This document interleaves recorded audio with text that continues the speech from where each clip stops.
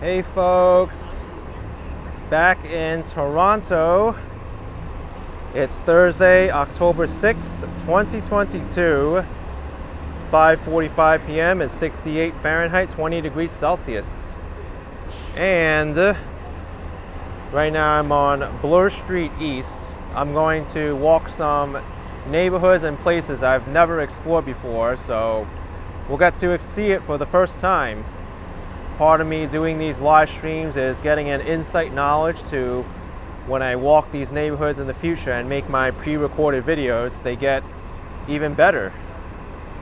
What's up everyone? Hope you're doing well. Hey, Johnny Strides just stepping out. Have a good stream. Thanks, Johnny. Thanks for the well wishes. I know Bloor Street is an important corridor here in Toronto. It's home to the Mink Mile, Koreatown, the Bloor Annex, and many other places. Ted says, nice, rush hour in Toronto. Yes, it's rush hour here in Toronto. I took the subway, and this subway station here, Bloor Yonge, was super busy. It's one of the busiest stations in the system because you can get two different lines. But this is Yonge Street. It's the dividing line between west and east in Toronto. So here we are on Bloor Street East. Crossing over Yonge Street will be Bloor Street West.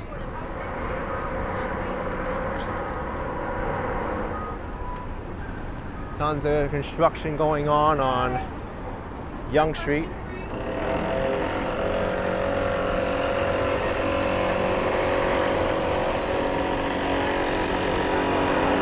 One of these buildings here are going to be the tallest building in Toronto when it's finished. I think it might be this one.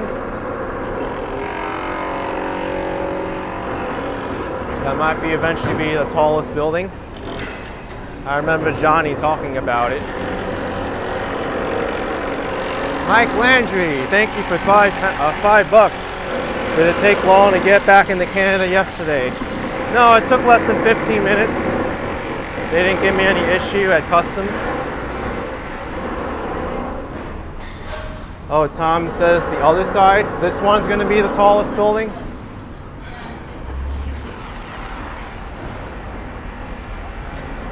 Because right now the tallest building is the First Canadian Place. This one looks like it's anchored by a Nordstrom on the ground level.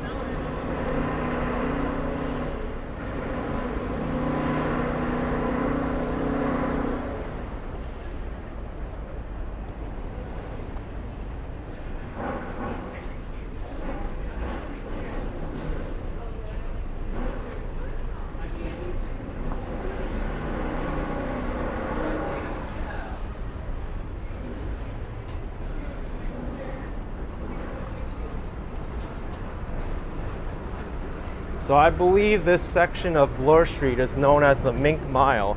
It's an upscale shopping area, kind of like the 5th Avenue of Toronto, with high-end stores. Amy says it must be cold. It's not cold.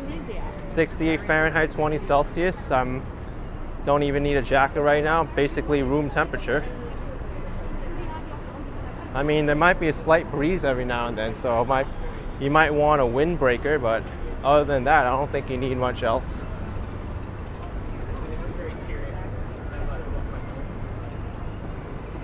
Yeah, look at this. There's Italy, which I often see in upscale areas. Here's Bulgari to my right.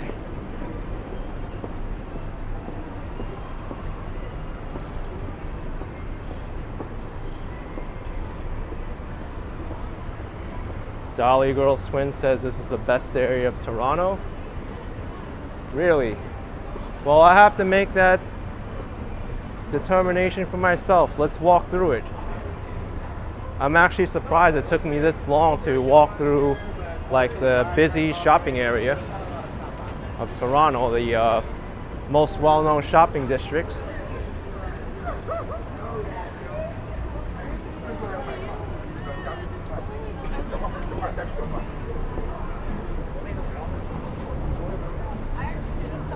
Saint Laurent to my right. Yves Saint Laurent. Jeanette Morales, $10. Pick up an Hermes bag for you.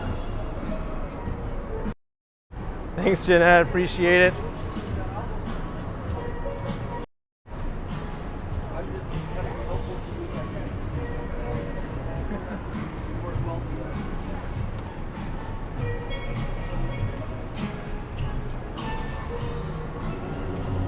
Sounds like someone's playing music across the streets. Jeanette says, Susan says you're gonna need add some more zeros to the end.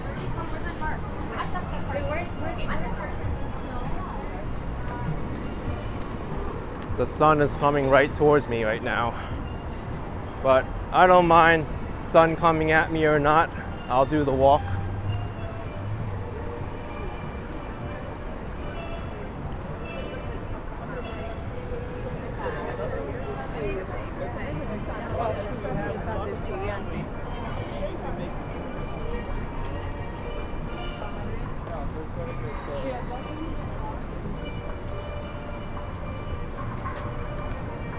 There is a bike lane here on Bloor Street, but as you can see, it's not protected and cars can drive right into it.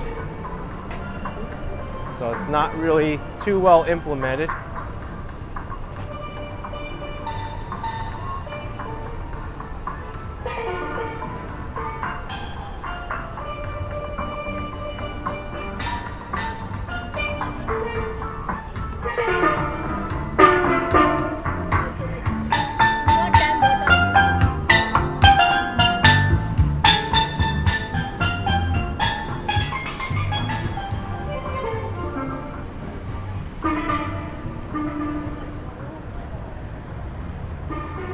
This area looks to me like I imagine it would be.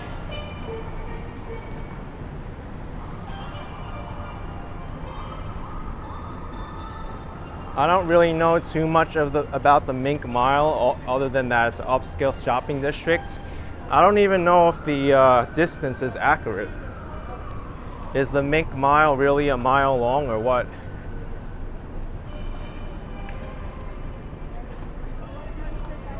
It does look like it extends for quite a distance. The streets seem to be very well placed and designed. Good surface on the streets, is very clean.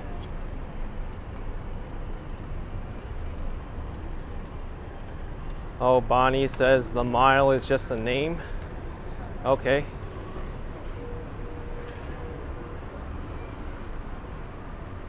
Yeah, the Yorkville neighborhood is just 1 block to the north of me. I went through it briefly on my first day in Toronto when I was walking down Yonge Street.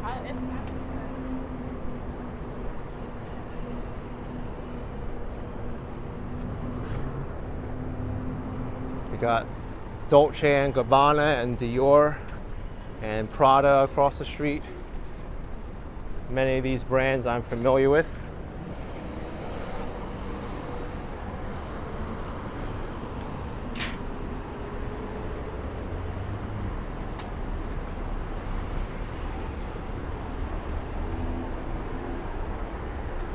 What's up with all this scaffolding here?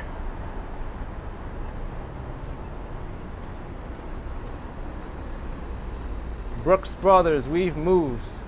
One thing I've realized about Toronto and New York is that it's always constantly under construction. I see a lot of similarities there. And there's scaffolding. In some ways it feels like almost the same city.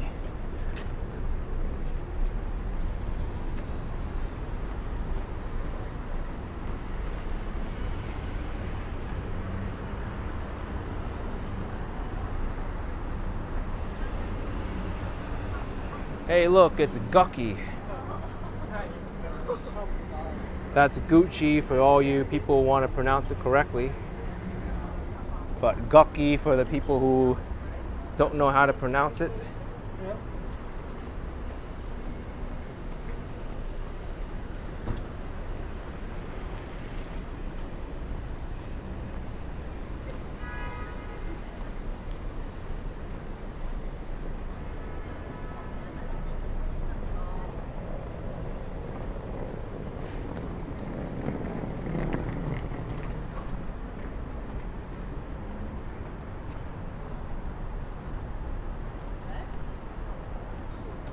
Back there they had Saint Laurent, and here's YSL. No wait, this is Louis Vuitton. The sun was in my eye, so couldn't really see it too well. Here's Louis Vuitton, otherwise known properly as Louis Vuitton.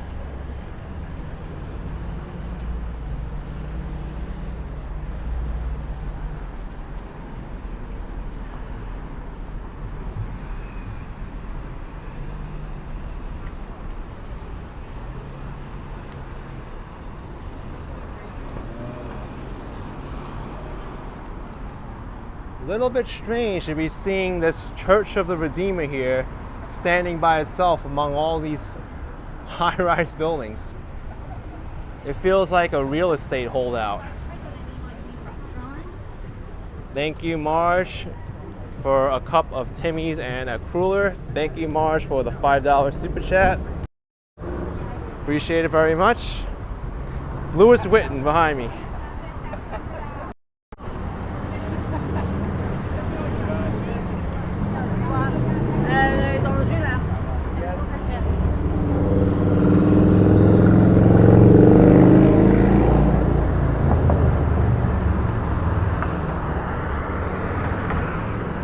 There's the CN Tower in the background.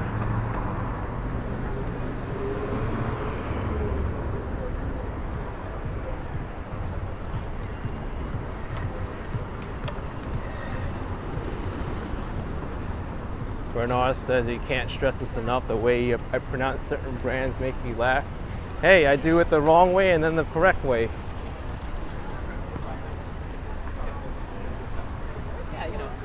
You know, I make people laugh when I call something in Toronto by the first time and I don't know what the spelling. Queens Quay, Etobicoke, Davenport Road, right? What's some other ones? Strachan Street. It's actually Strawn. That was quick, but good. That was for her purpose of going. Of moving there. Yeah, the side was probably like, oh my God. This is such a neat little building. It's kind of like angled cubes all put together. It's called the ROM. ROM. Definitely one of the most unique buildings I've seen in Toronto.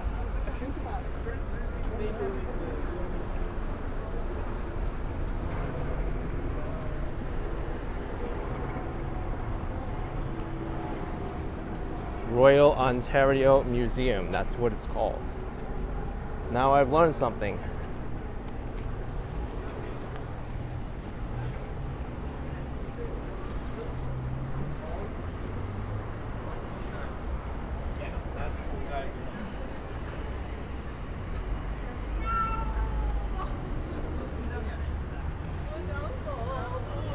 Georgie Jackpot saying Toronto seems a bit boring. I don't think so. There's a lot of people who say it is because I get it. There's a lot of condos being built up. A lot of the buildings look the same, and some of these older neighborhoods are getting the neighborhood changed by replacing it with these modern condos. But there are some things in the city worth seeing if you open your eyes. No matter where I am, people are gonna say the place is boring. Just like in Miami, people think Miami's boring, but I always find places that are fun and worth visiting.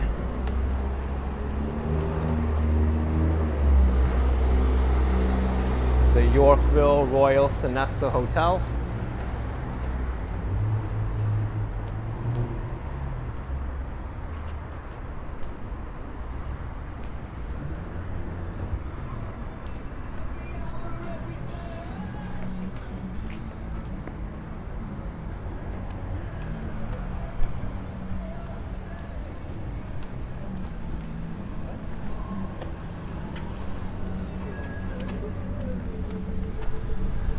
So I think we're out of the Mink Mile now.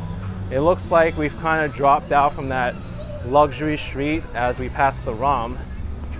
Now it kind of feels like it's more a college town, just due to the University of Toronto next to me here.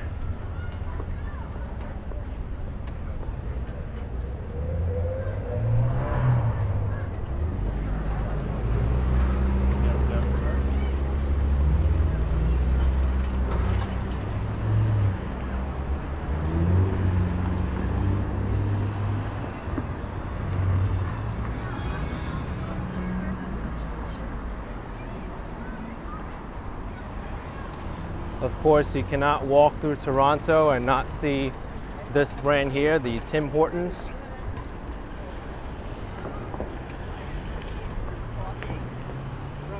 St. George.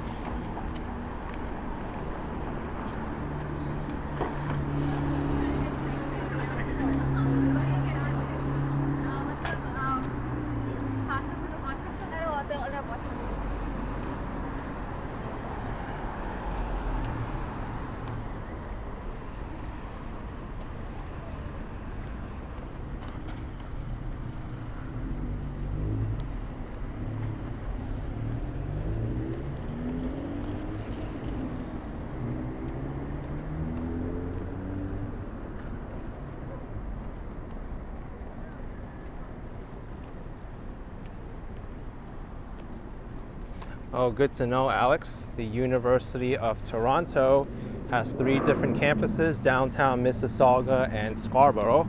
Not a student at the downtown campus, but you frequent there a lot. Thanks for sharing that with us. Yeah, University of Toronto downtown campus seems like it's put in a pretty good place. Right in the middle of the Bloor Street area, Dundas Square. It's very accessible.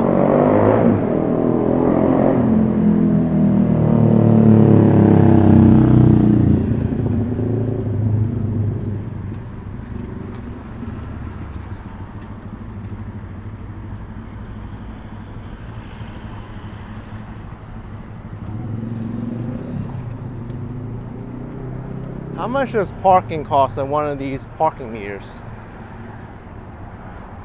That's expensive, $4 an hour.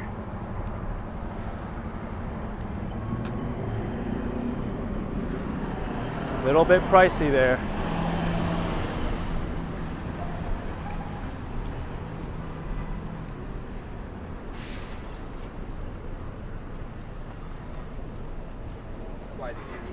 Coming up is a pretty big street, St. George.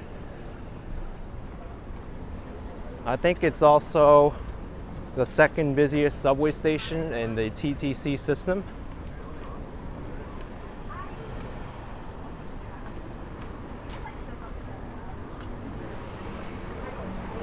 But we're not lazy with our puzzles, okay? I'm not like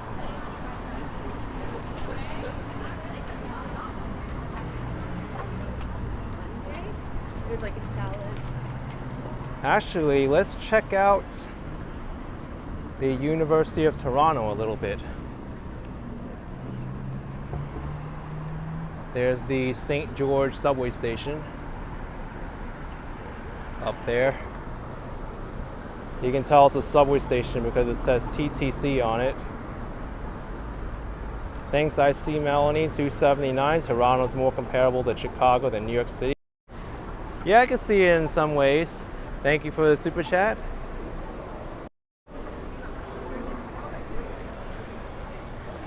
Let's head down St. George Street. We'll pass right by the University of Toronto. I like to see how the student life is here.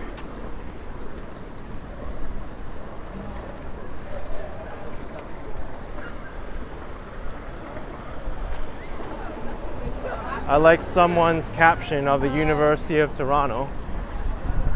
University of Toronto, campus of dumb or dumber. So we are here right now, and this is all the University of Toronto. We're going to be walking right down it. That might be cool to check out.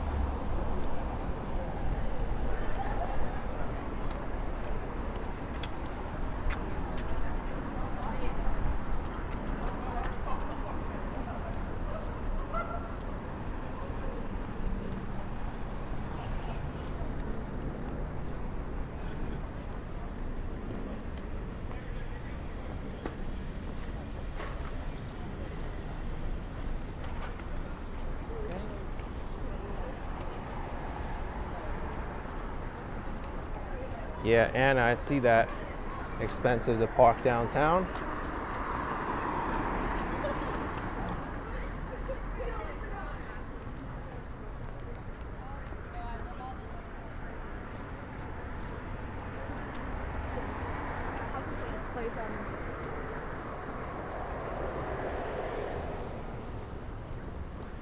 It does seem that the University of Toronto seems a little bit older. Some of these structures look like they date from the 1800s. I'm actually not really too sure how old the University of Toronto is.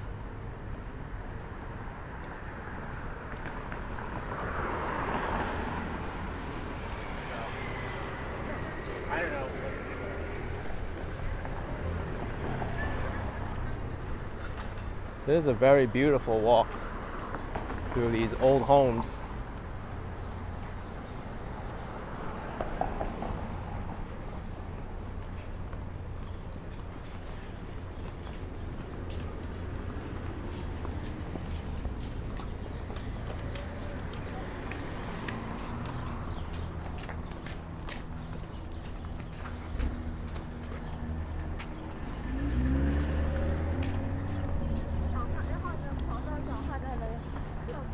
Dutchman says, thanks for the video review of my Airbnb. Oh, thank you. I thought it was a very comfortable Airbnb, despite the lack of windows, but that wasn't really too much of a problem for me. I just wanted a place to stay.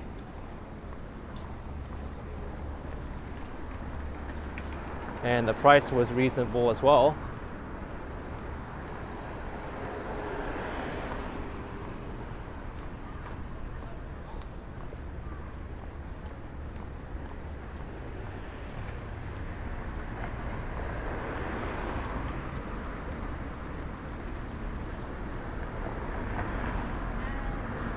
I think most of the people walking by me are students. I see lots of backpacks.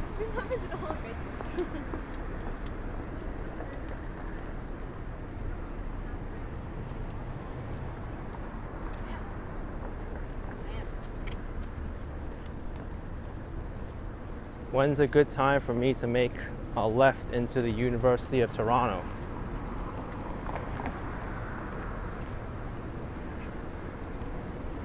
I'd like to see the main quad if they have one. It looks like up there's a denser amount of students coming out. I think that's where I want to explore some more.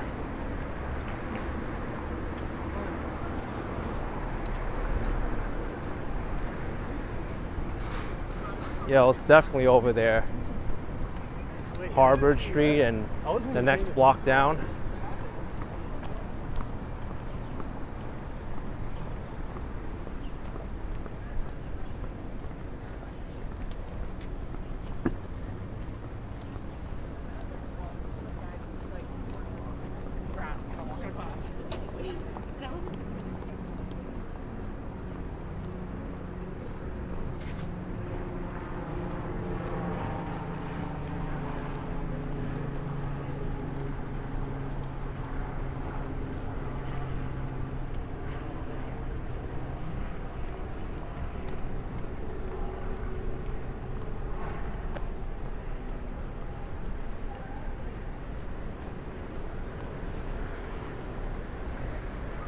That's right, John Gregor. Canadian Thanksgiving is this Monday.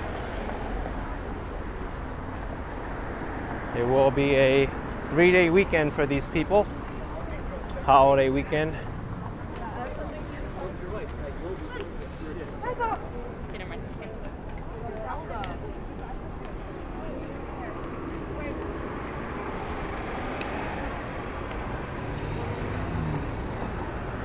Yeah, I think this is the main area.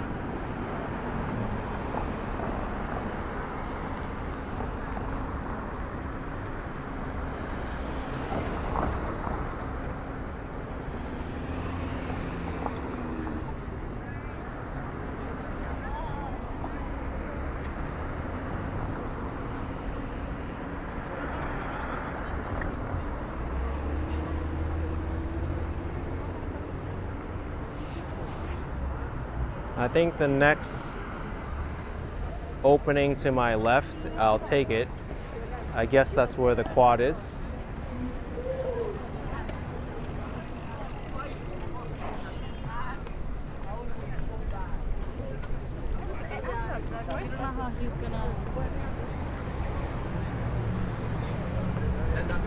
That's what they're doing.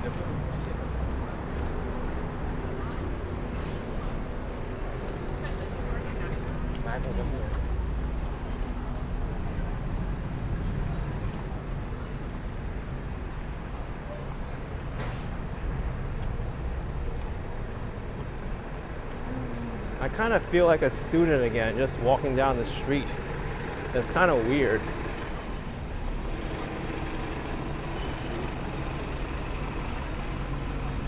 Like I've got a backpack on, it feels like I'm rushing from a class to another class, just like all of these people.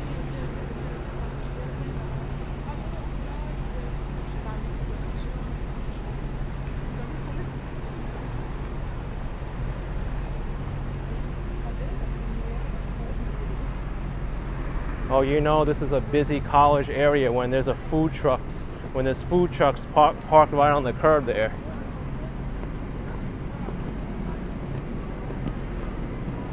Look how busy the staircase is across the street.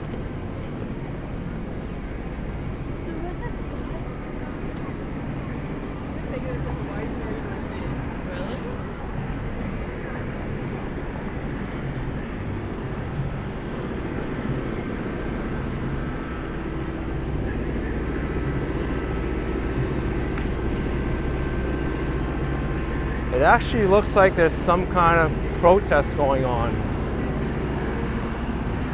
I don't want to get too close to it because I may get into trouble with some copyright music. I hear them playing it right now.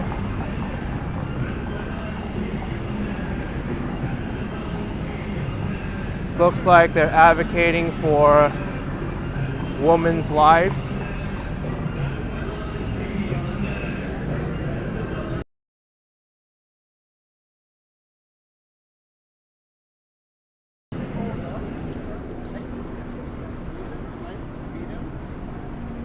Woman, life, freedom. That's what the banners say.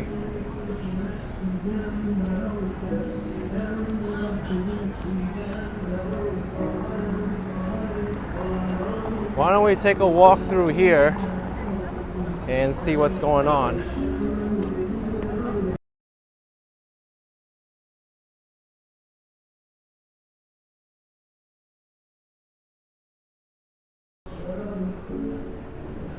Here we are, the University of Toronto.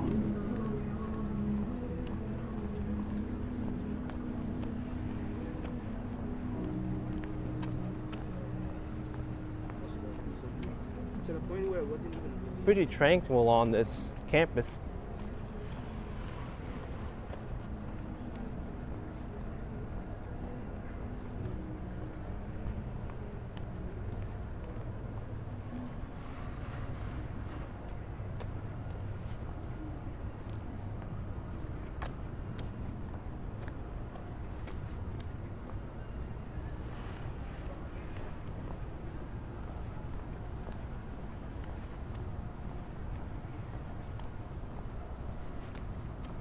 And what do you know, even in this quiet little college campus, there's still construction going on. You just can't avoid it here in Toronto. Construction is everywhere.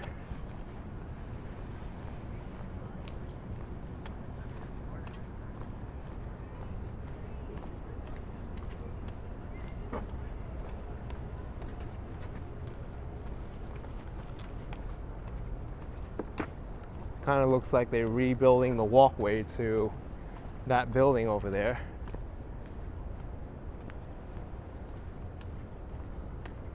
Oh my goodness. It's like they're reconstructing over there, over there.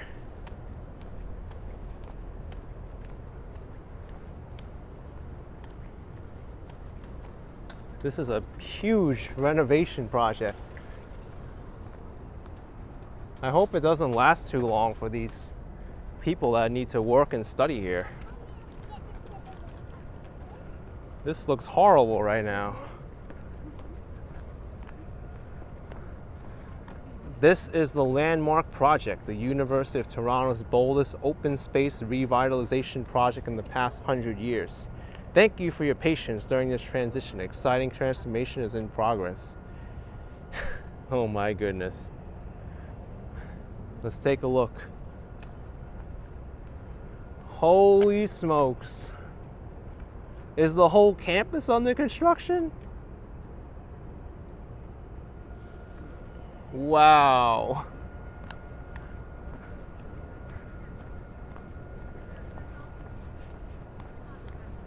All right, I'm out of here. I don't like to see all this construction. I mean, walk through it at least. I like to see progress, but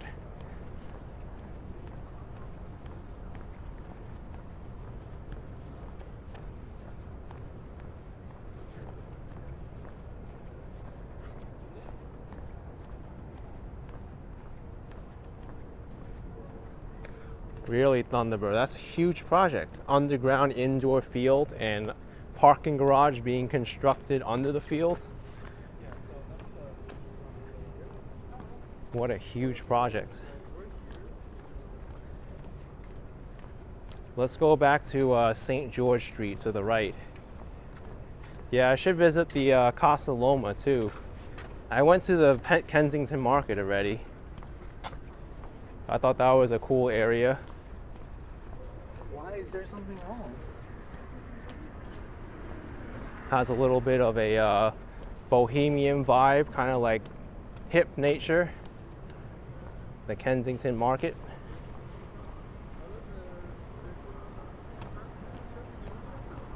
Oh, squirrel went right into the trash can.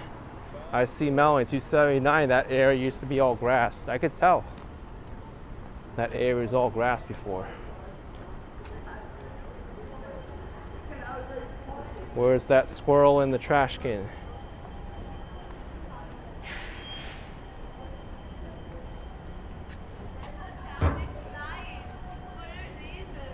Oh.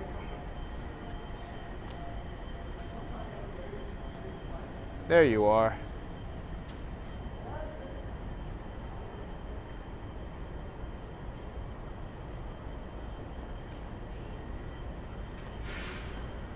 I thought it went into the trash can.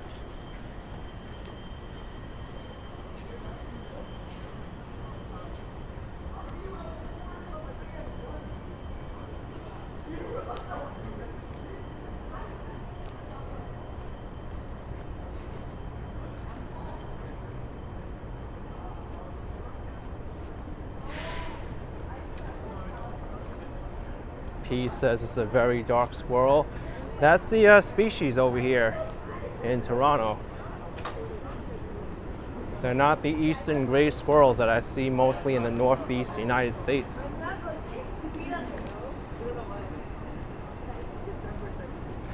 Most of them are darker skinned.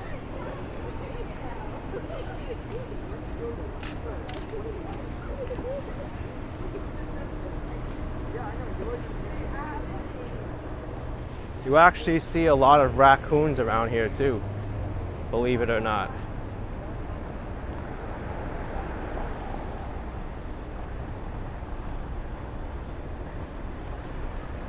Hamza is asking, when am I going back to Florida? When I'm ready, I will.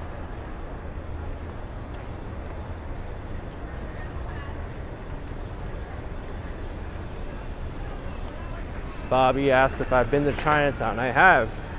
I've done a lot of traveling within Toronto that wasn't on the live stream before, believe it or not. I still have a lot to post. You might be surprised where I've visited already.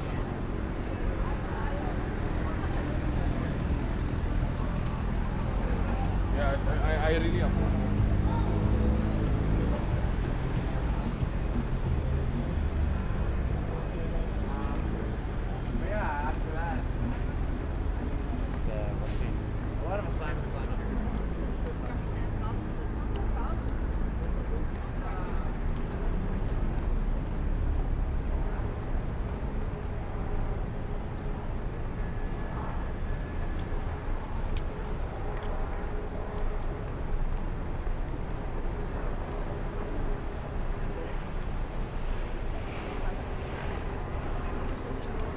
Jem, have I seen any raccoons yet? I sure have. Yesterday I also saw a skunk too. That was actually shocking to see the skunk. Because they can actually spray you and that smell's never getting off.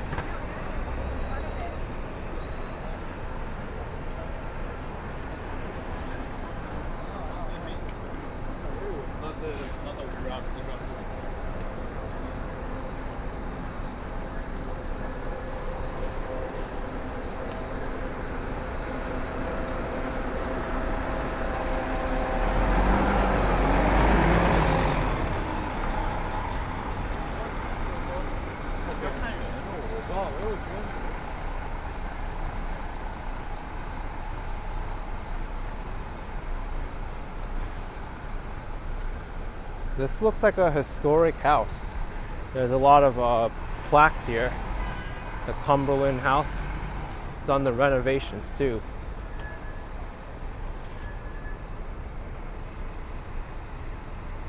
Looks like this was built sometime in the 1800s.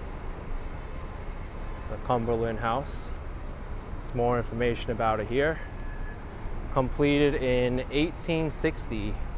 Named Pendars.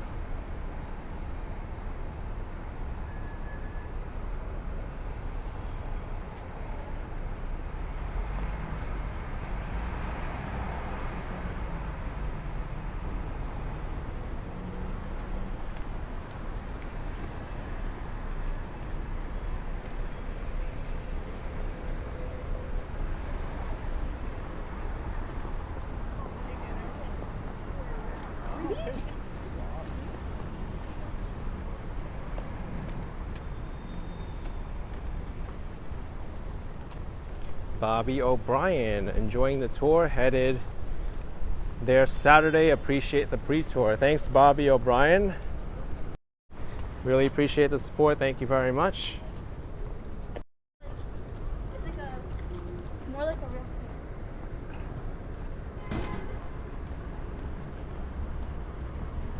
real. Okay, so here's a major street coming up, College Street. Looks like along College Street here, this is where all these students get places to eat and dine. Starbucks. Looks like there's a yogurt place there. Korean hot dog, so very convenient for all these students. Well, I see why, right? Let's go along College Street and check this out. I kind of know what's down that way already towards downtown. But going this way will be on the edge of the Kensington Market and maybe even head towards Little Italy, which I haven't seen before.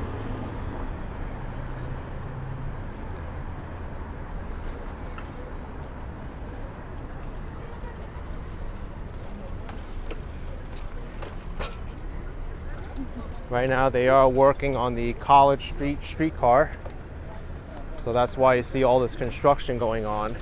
It's creating a lot of hassle with commuters because all these streetcars need to get diverted and rerouted.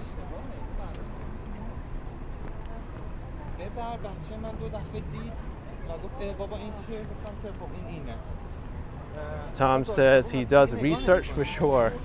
Yeah, I try to. Obviously, I can't remember everything. I'm human. But I try to remember a good amount of material that's...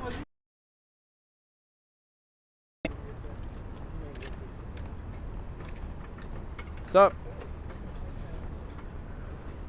Thunderbird says original Little Portugal is west of Little Italy. Yes, you are right there.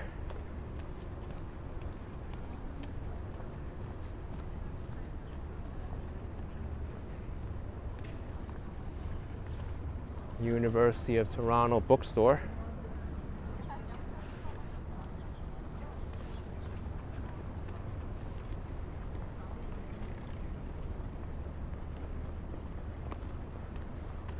So make sure you end up on the right side of the street, otherwise you're gonna have a long detour to cross over.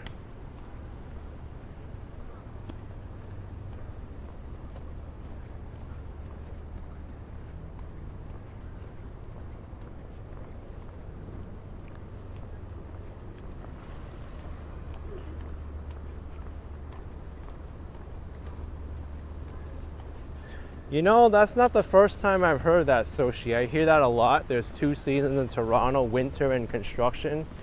What's the meaning behind that? I know there's a lot of construction going on. I know winter has a lot of snow, but what happens in the winter? The construction crews stop completely? Is that why it's called, there's 2 seasons, winter and construction? Can anyone explain to me why that is? In the winter, no one does construction?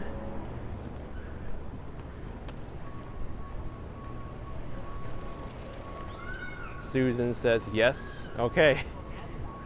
I guess that's the easiest way to put it. It's hard to believe that all construction projects stop during the winter.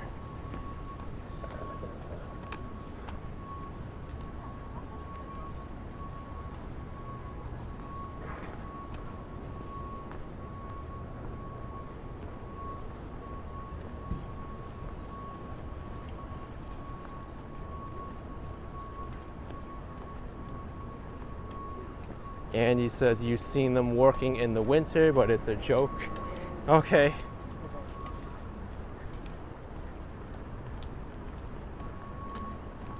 Oh, I imagine, Savage. I see it. It looks like all these projects are coming together at the same time and creating construction everywhere.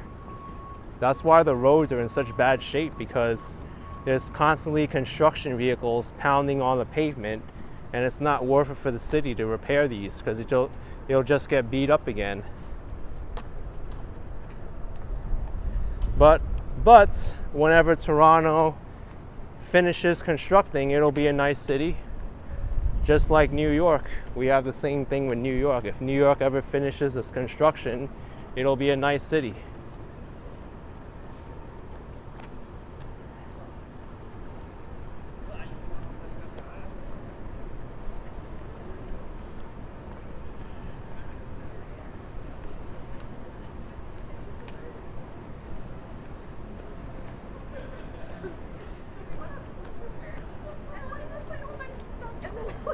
We came home like. Okay, well, here is Spadina Avenue. This is the northern boundary of Chinatown.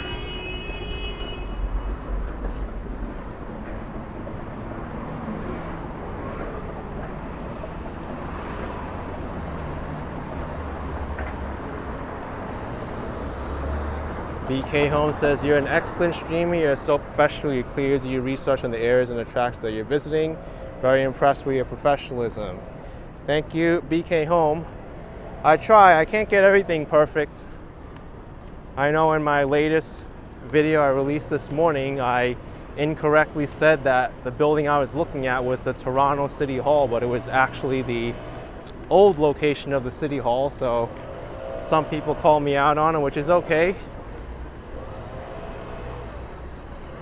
I can make mistakes, and I tried.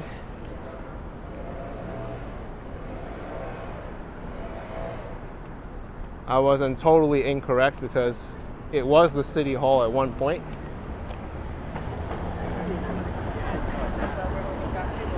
If I wanted to, I could do these walks without talking at all.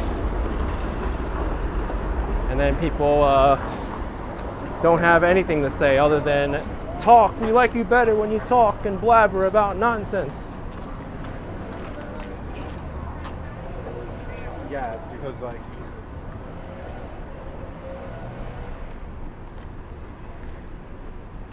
but I try to do my research. Oh my goodness. You know what? Just because of this, I'm not gonna walk down here. That's a lot of freaking smoke there. I am not breathing in all that construction dust. Oh, College Street is gonna be no street now. We're gonna go down Spadina Avenue to Chinatown and then maybe across Dundas Street until we get past all the construction they're doing.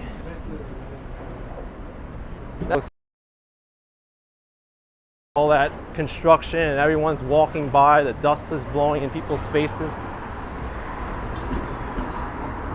They could cover it at least.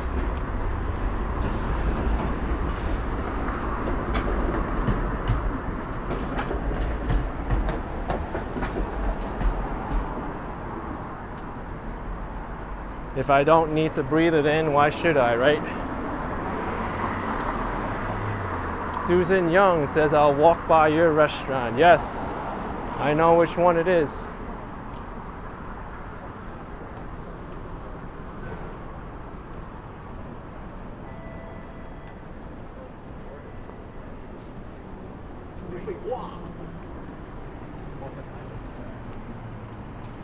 Sam Pod says, did I have fun across the border yesterday? I sure did. It felt like I was stepping into an area that I was familiar with, yet unfamiliar with at the same time.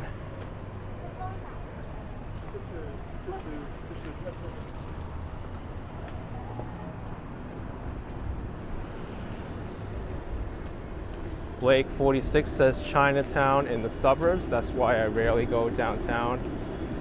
Well, downtown Toronto does have two Chinatowns. There's a Chinatown and the East Chinatown, but from my understanding, I know many of the newer Chinese immigrants are going over to the suburbs like Markham to start up businesses.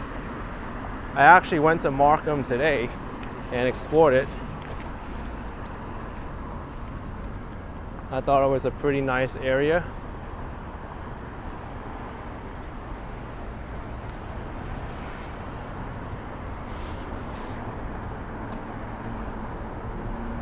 Tom says left is Kensington Market. No, it's to the right.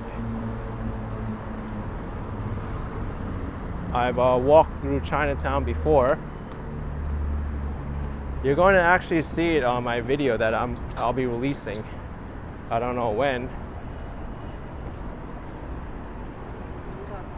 Maybe I will release it tomorrow, my Chinatown video. Soshi, thank you for 200 Mexican pesos. Happy to see you in the city. I called home for 26 years. I discovered you during the pandemic and been a fan ever since. Thank you so much. Appreciate the support. I'm glad I could show you some scenes from when you used to live here, this beautiful city.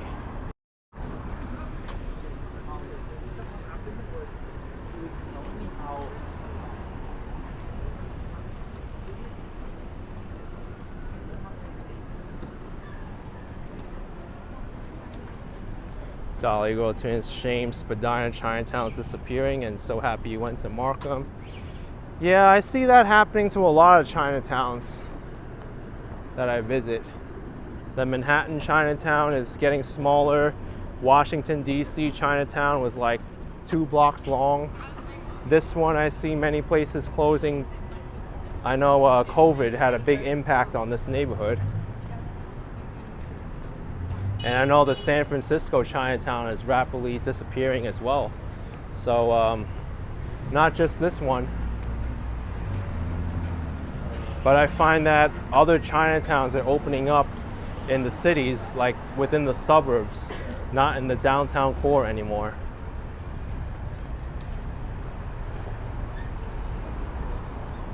I want to switch chalets, but it was just a Thanksgiving theme. My dad needs to make it for me.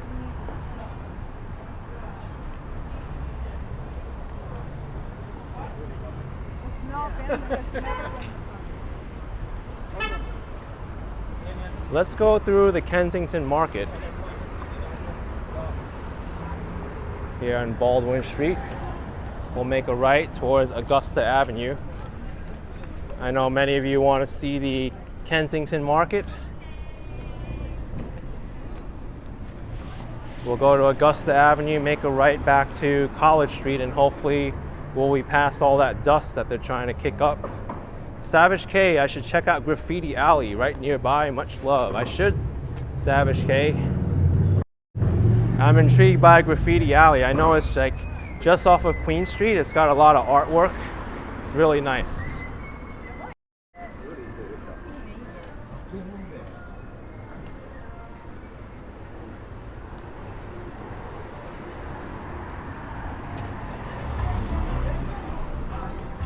So, Kensington Market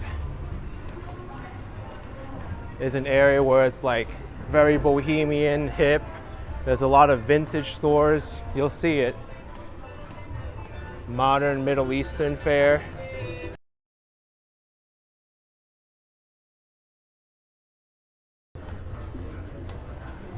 And often you'll find a lot of music being played as well.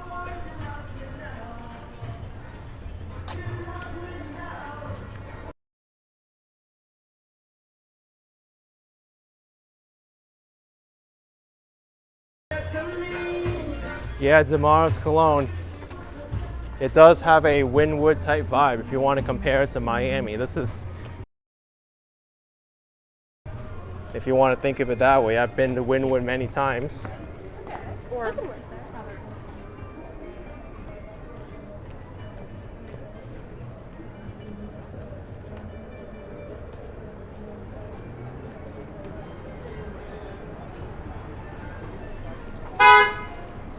What the?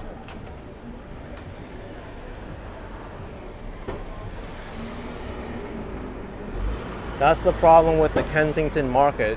It's still open to traffic, so there are a lot of pedestrian, cyclists, automobile standoffs, I should say. I think they should really close the streets off and have like certain hours for deliveries, maybe like overnight, because it gets very busy over here.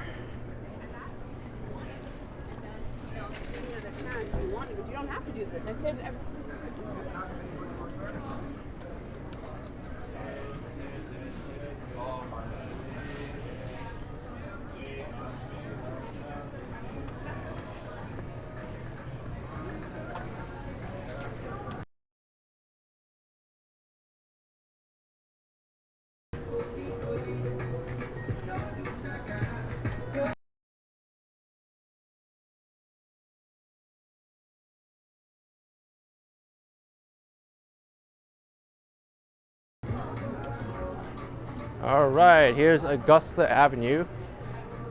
This is what a lot of travel guides tell people to visit. Augusta Avenue, Kensington Market.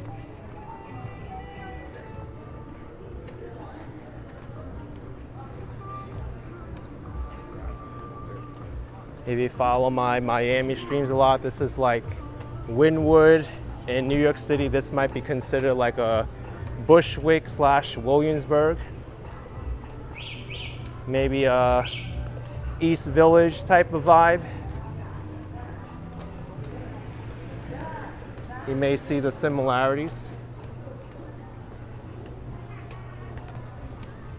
Yeah, Ali BHG, I pulled on the microphone cable, so it pulled my camera down, and I do that once in a while.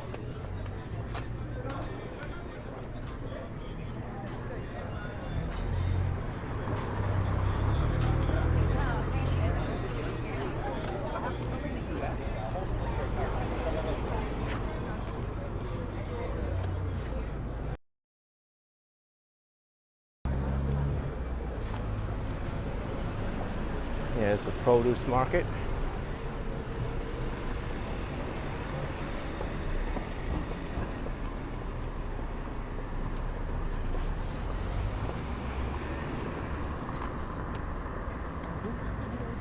Organic press smoothie bowls.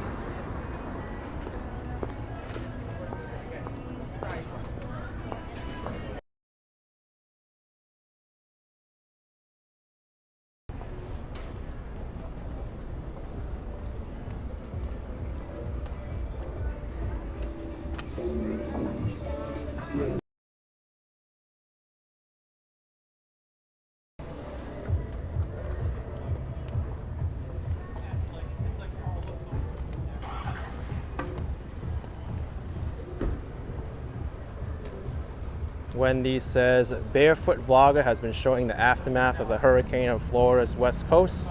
One of his videos has almost 1 million views, so you plan to show this when you're back.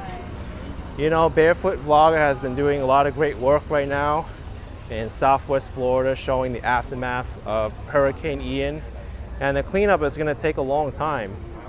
I really encourage people, if they want to support the relief efforts, to look at some organizations that will put your work or your money or whatever to a good cause. But it's going to cause a lot of work in order to get it back to what it used to be. Right now, my personal circumstances, I can't really go down to Florida right now.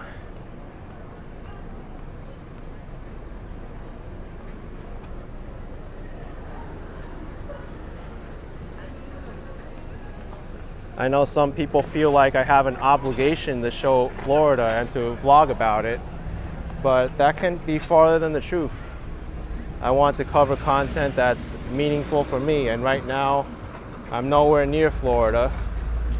I never knew the hurricane was coming, and I already had this trip planned. I don't think it's reasonable for people to expect me to go to a place wherever there's a tragedy. Should I go over to San Francisco when there's an earthquake, or go over to Europe when there's like riots going on, when it's completely out of my way? I don't think so.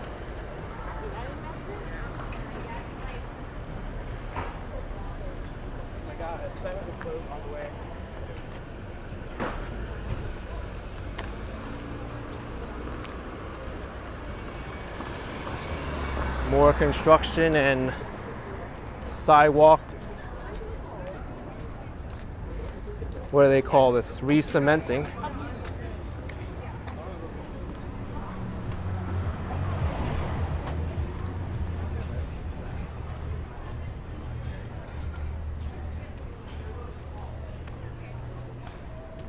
Amelia says, I didn't know providing free content came with obligations. Yeah, I know. Some people feel like they expect my videos to be better, or they want me to do something, or because I don't say something that it means something else. I don't really get people sometimes. Like, I provide this content for free out of my own time, and then people expect me to go down to support Florida when it's completely out of my way. There are other content creators and people that you could follow if you want to follow that kind of content and relief and support. But right now, I'm not there, so I don't see how you expect me to cover it. I already stated my my concern about the hurricane and how bad it was. I've even have extended family there that have suffered a lot of property damage and have been displaced because of the hurricane as well, but I don't want to keep harping on it, nor should I keep harping on natural disasters and political drama and wars and stuff around the world that you can get from your local news. T-Cash with $5, already dark in Boston. You're still Eastern time zone. Yes, that's right, we are. Thank you so much for the support. Thank you very much. All right, we are past the construction dust here on College Street.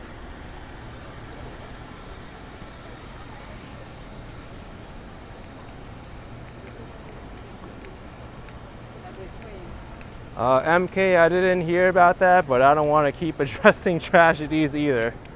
I'm sure everywhere in the world there's going to be something like that where it's a tragic event, but I'm here to focus on exploring Toronto.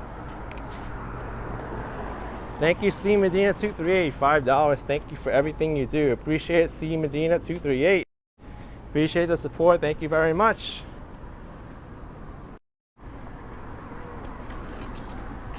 And now we are back to our regularly scheduled routes.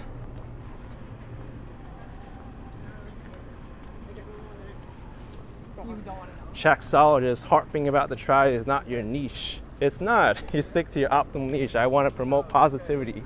There's other people who hype stuff up. This morning there was a tragedy in Antarctica. One polar bear died. And then the ocean swallowed up the fish. No. And then the Milky Way swallowed the star, and everyone got overdosed on sleep thing and didn't get enough sleep. I could talk about this all the time. No. And then my friend lost $100 gambling. It's big news, man. Nope. That's not the content I provide. I should go and help my friend who lost $100 gambling now, because that's a big tragedy.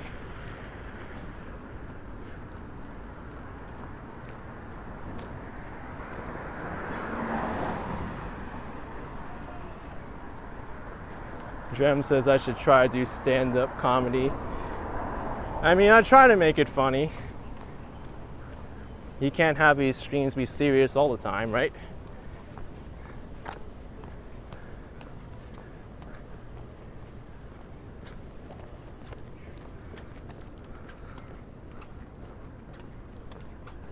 This is a unique fire station. Look at it. It has a bell tower on the top.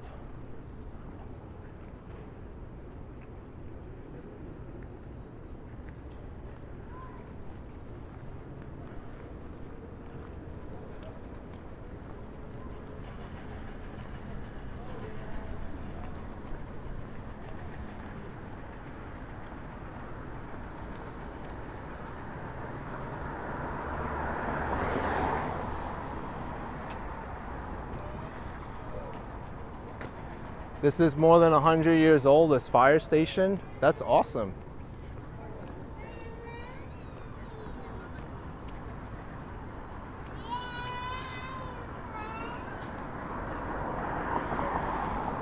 Pedestrians, obey your signals.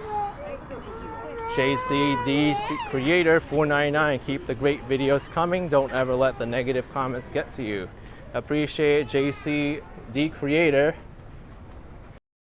Thank you for the support very much. Chris R, $2, be anti-frat. That tough New York you are. Okay, thank you.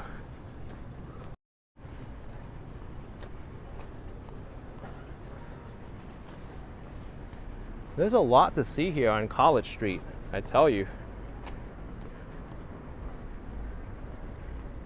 Ryan Rise, hey! You're from Toronto, I know your channel. You're doing a great job showing the world my home city. Thanks, Action Kid. You're welcome, Ryan Rides. Keep scootering along. Thank you so much.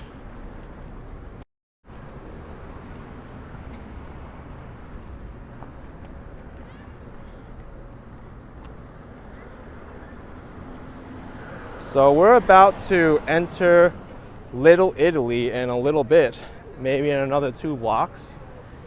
Let's see how tiny this Little Italy is.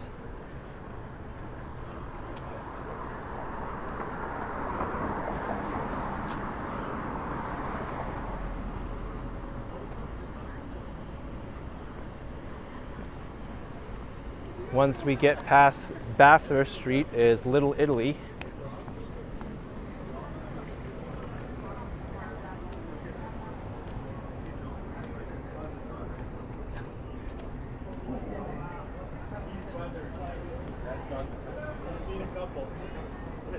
What do you think his meters are? DC 322, have to compare New York City and Toronto, Little Italy. Let's walk through it first and we'll see. Hi. Well, that was a nice Canadian greeting. I told them hello.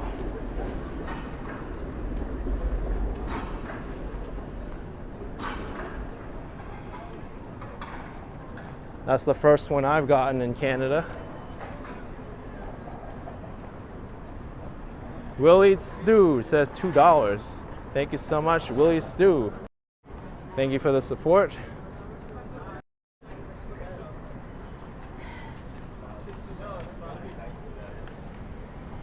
I'm already feeling proud. Get me too. After the street, you see the signs change. It says Little Italy.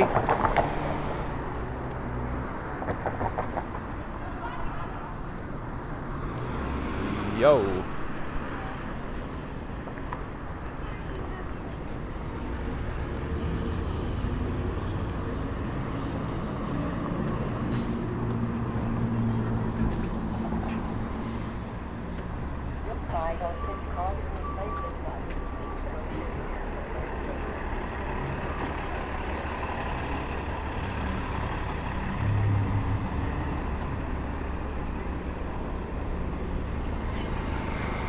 Let's see, where are the Italian businesses and restaurants?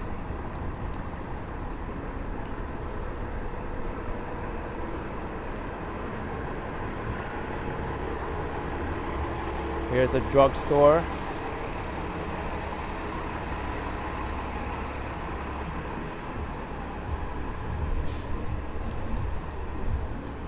Still don't see any Italian places, even though the sign said it was Little Italy. Hung Mao says, your trip makes me want to go back to Toronto again. Oh, nice. Why do they have this? Taste is back, Taste of Little Italy, June 17th and 19th. Isn't this a few months old? Are they preparing for 2023 Taste of Little Italy?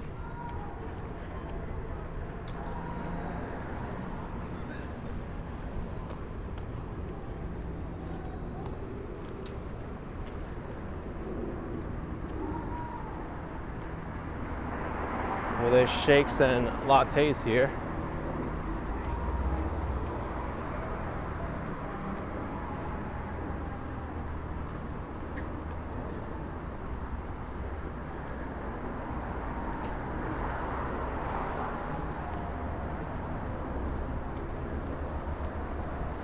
I still don't see why it could be called a Little Italy yet. Well, here's a wine store.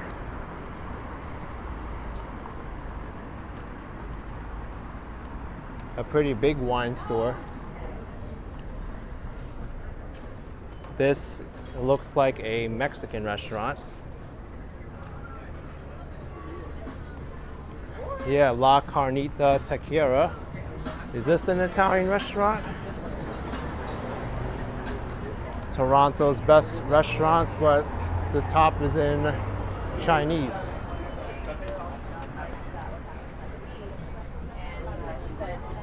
Is this Italian?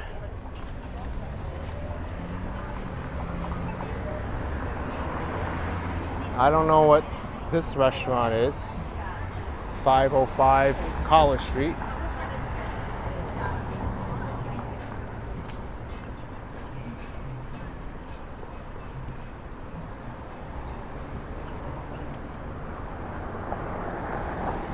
Oh, LCBO's Liquor Control Board of Ontario. Okay. Thank you for that info.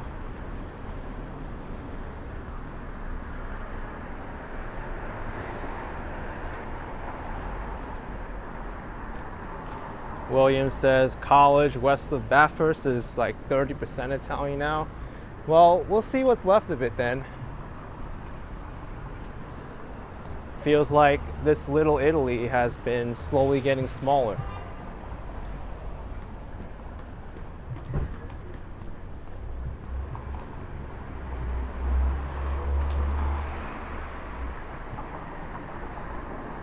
Not many Italian places in Little Italy.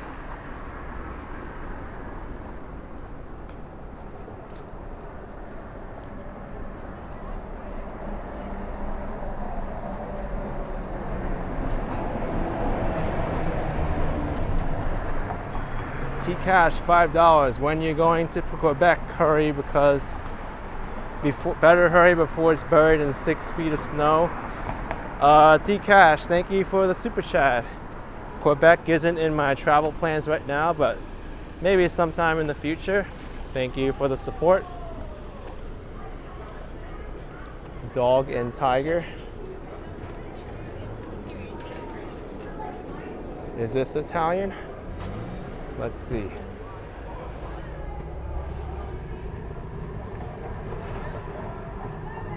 truffle, mushroom cavatelli. No, this is not Italian.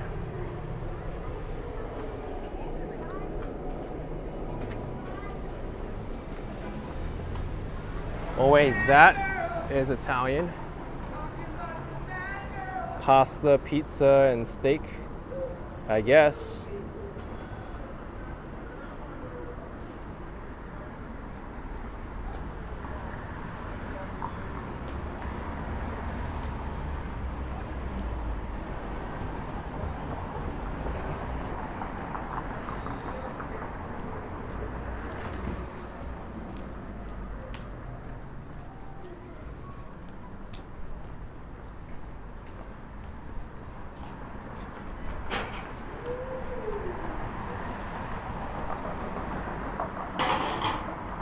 Sanjay says, why do they call this Little Italy? Probably because it used to have a lot more Italian businesses. Nowadays, a lot of it has gone.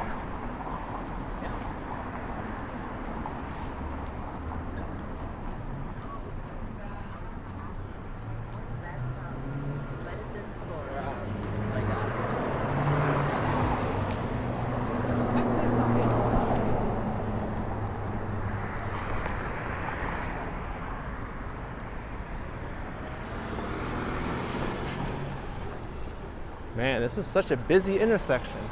Manning Avenue at College Street, people making left turns, right turns, going straight here.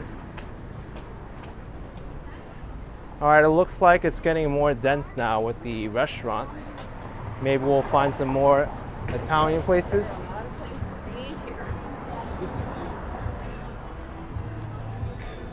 Tiny Kitchen, Mexican burritos. Everything but Italian food. What's going on here? Oh, here's an Italian restaurant, finally. Quadro Ristorante.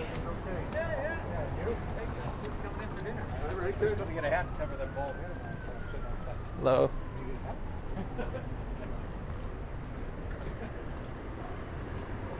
All right, I think this is like the heart of it right here. T-Cash. There's a talk of a fast train Boston to Montreal in the near future 4-hour trip. Old Town Montreal is a must see. So I've heard, yeah, I've seen it. Tav's Gnocchi Pizza and Bar. This is Italian. So is this place.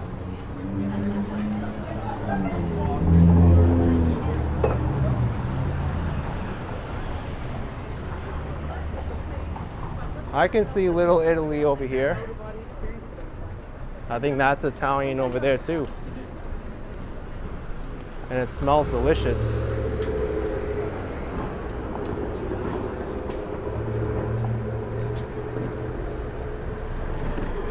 I'm actually very curious about the Italian food here because in New York City, it's mostly Italian American food with traditional food like spaghetti and meatballs, chicken parmesan. Those aren't Italian dishes, they're Italian American.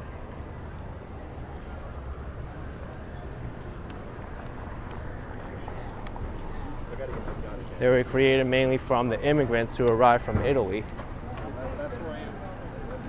Let's see here. Pompetti. Okay.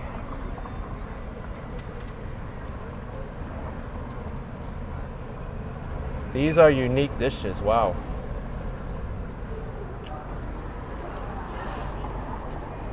It looks pretty good in there and busy. Robert says the Italian food is the same as the United States. That place didn't really seem like it.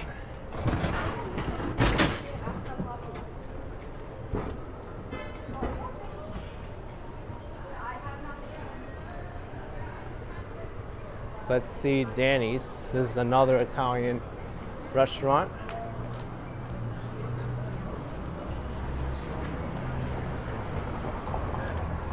The Pizza Tavern.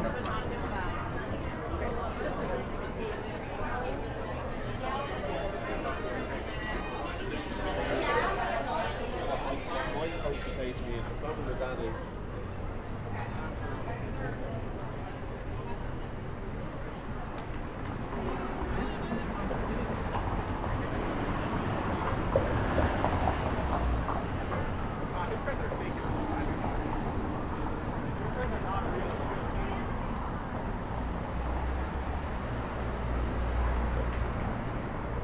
Looks like this place closed up. It says restaurant available.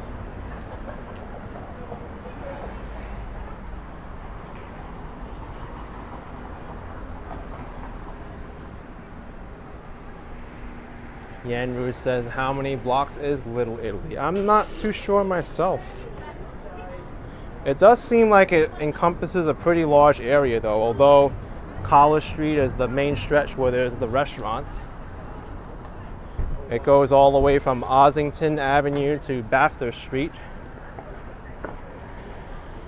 And according to Google Maps, I'm about 60% of the way walking through Little Italy now on College Street.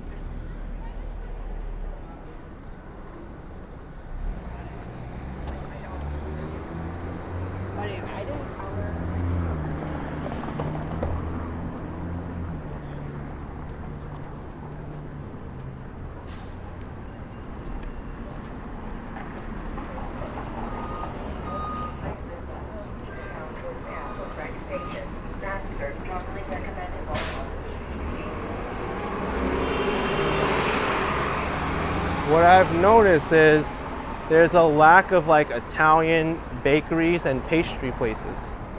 Here's a Thai restaurant.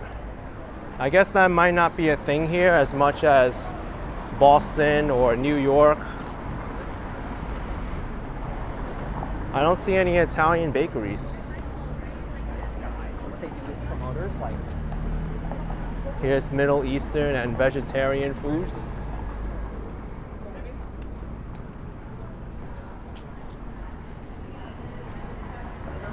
Vivoli, I think this is Italian. United Orange 66, $3. Thank you so much for your support. Thank you very much. Okay, let's see what kind of menu they got. Is this Italian or Italian American? Or maybe it's Italian Canadian. Mussel, salumi, bruschetta. Okay, you got your traditional Italian American appetizers. Pizza, yeah, that's pizza. Eggplant Parmesan. Oh, this is Italian American.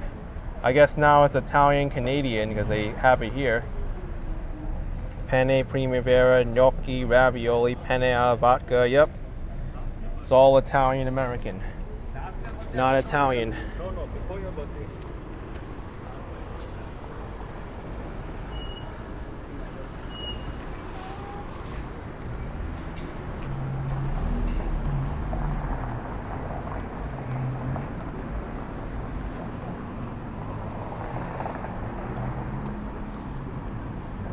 Has 75 says you're a Torontonian and you like Montreal's Little Italy better.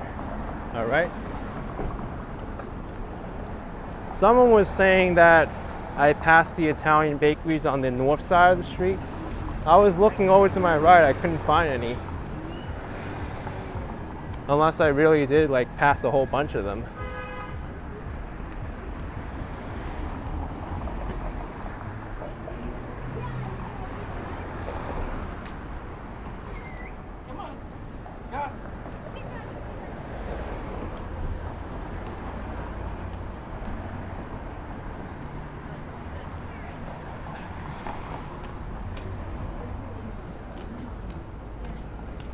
Sushi restaurants. Up here's an Italian dessert place, Dolce Gelato, cafe, gelato and desserts. Looks like you can get your Italian sweets here.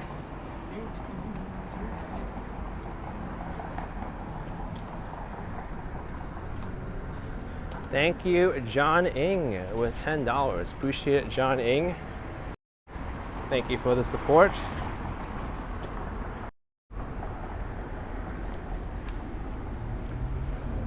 Pizza Nova on the corner. And I love that mural there.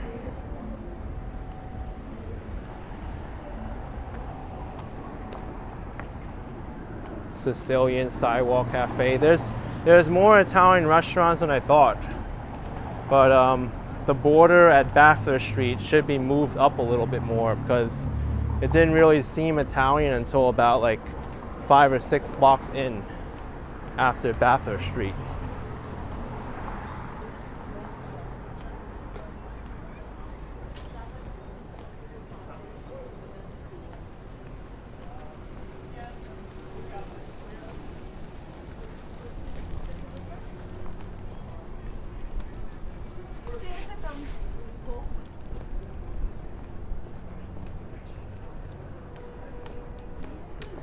There's a lot of people waiting outside at Crawford Street.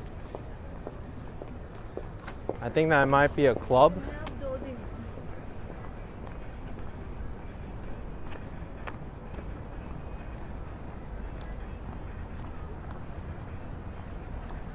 Yeah, it is a club.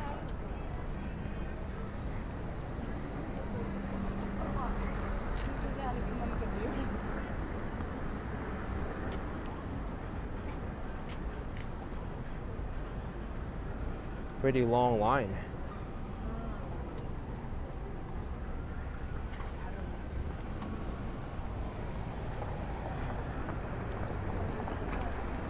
The Axis Club Theater. That's what all these people are waiting in line for.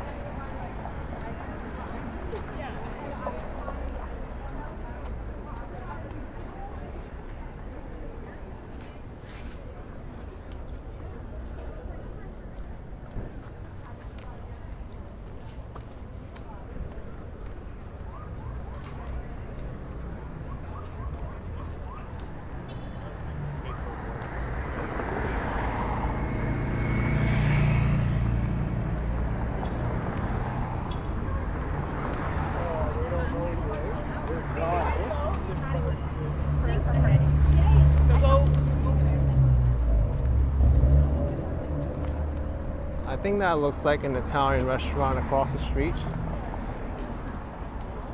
Yes, that is definitely an Italian restaurant. It says Italian Kitchen. Giovanni's. Looks fancy.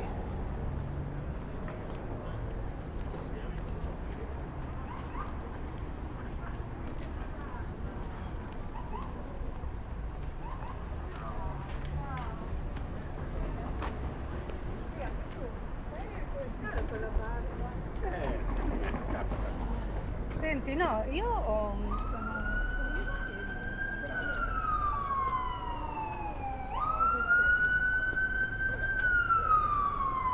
Emergency vehicle coming in.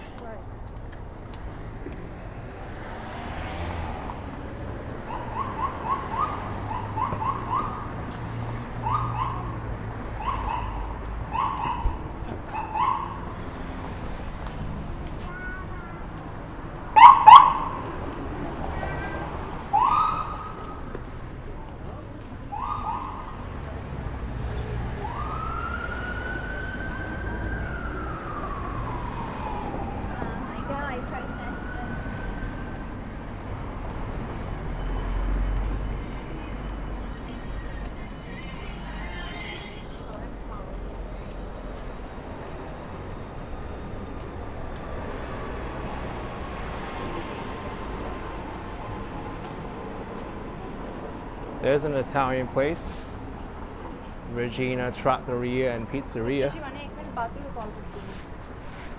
I don't know, Johnny, what's this all about? I found some Italian places.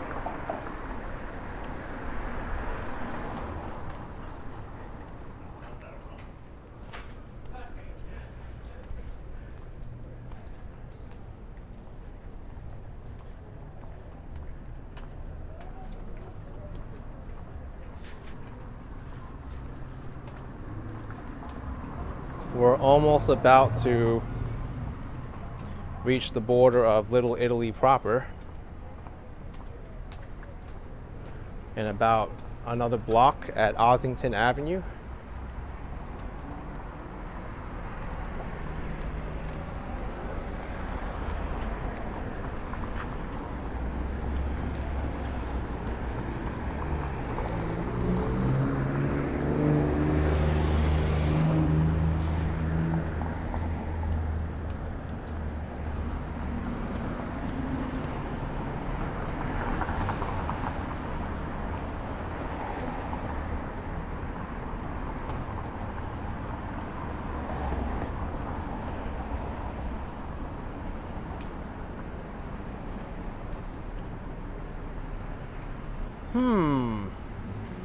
National Bakery and Pastry. I think we found our Italian bakery.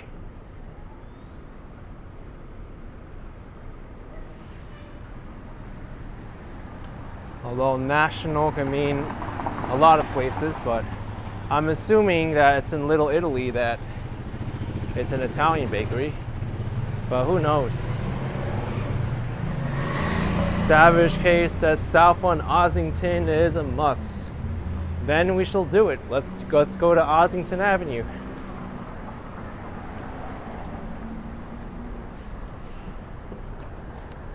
The Night Baker. But they bake cookies. And I don't see any particularly like Italian specific pastries.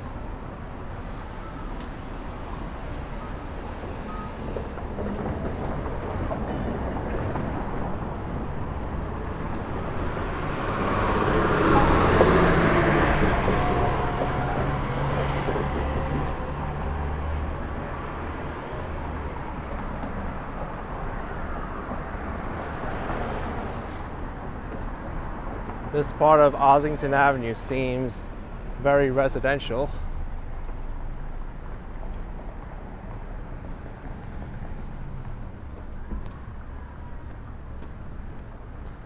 Estelle, I've been into the Kensington Market before. On this live stream, we briefly went into it a little bit.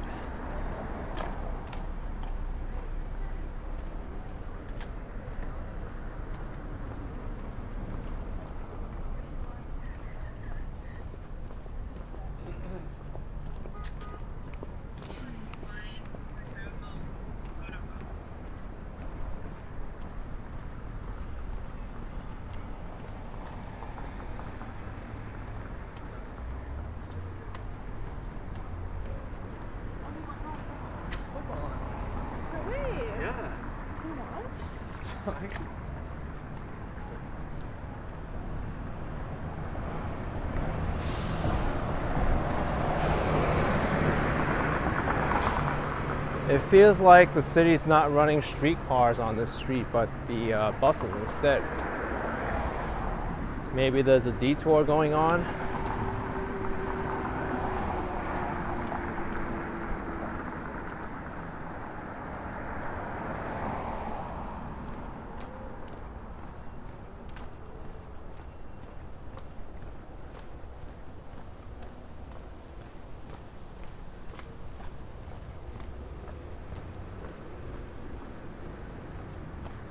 What's up, the Ken Continuum?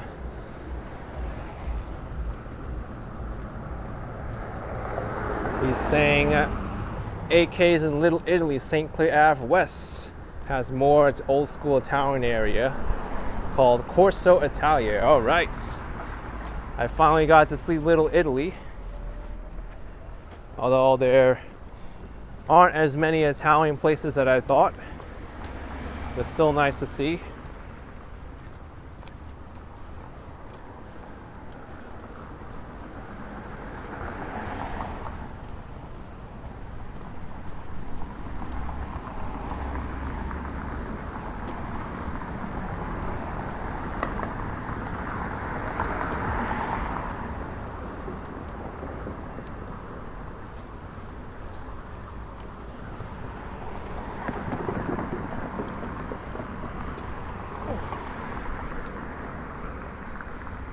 Sanjay, you're going the wrong way, Action Kid. You should go south on Osington. That's where I'm going. I am going south on Osington. But the commercial area doesn't get started until I pass Dundas Street.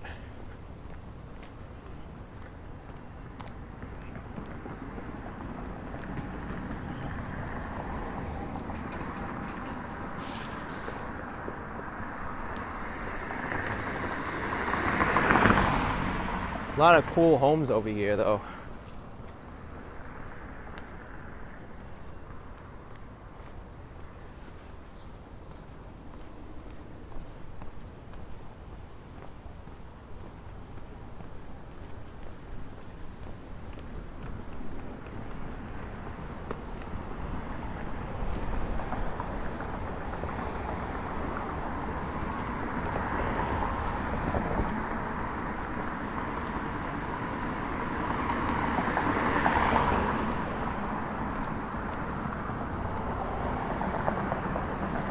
I'm going north. Then what is this? I have Google Maps. That's south to me. You can't fool me.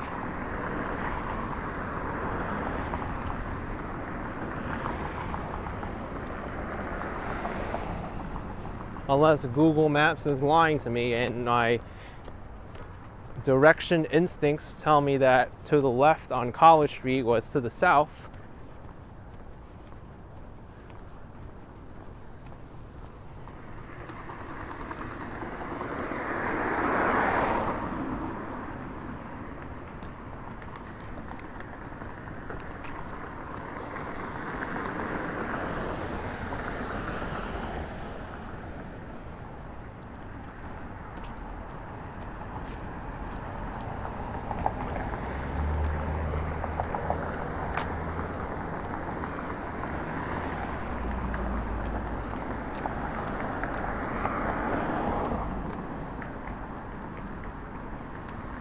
YouTuber says be careful in Toronto at nighttime. You know, you've got a point. Now that it's getting a little bit dark, I forgot to put my flashlight in my pocket. It's in the jacket pocket, which I put away, so let's pause this for a little bit here while I take my flashlight out, because I may need it in case of a dangerous corner like around here. Where is it? Ah, here it is. I feel kind of vulnerable without it. It's very useful because you never know when you might need it.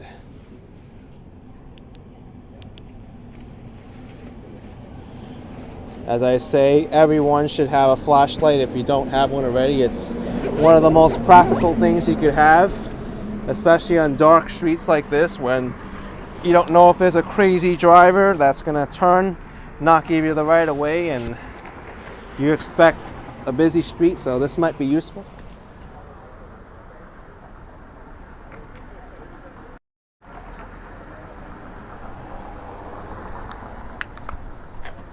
Okay.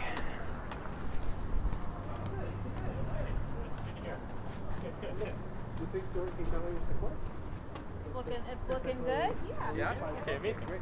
Any chance we put a sign on the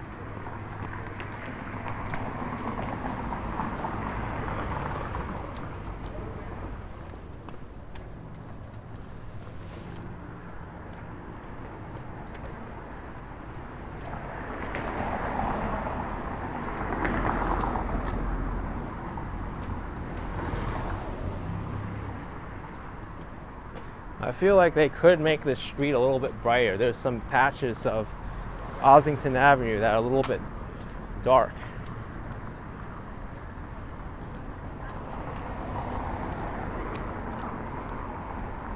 Okay, sounds good.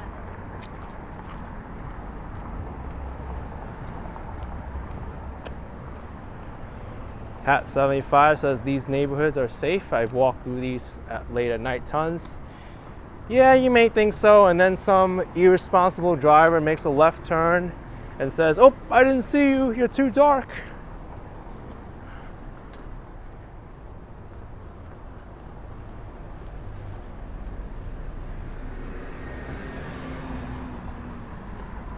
Better to be safe than sorry.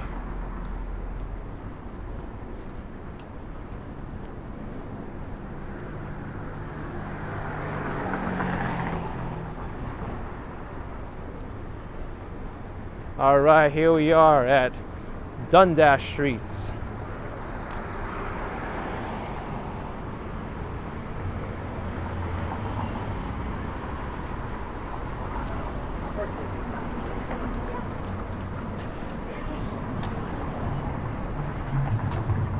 Actually, the correct term is Dundas Street West, because we are west of Yonge Street.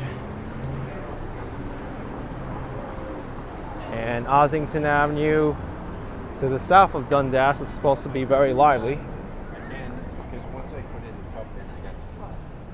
Right? So, try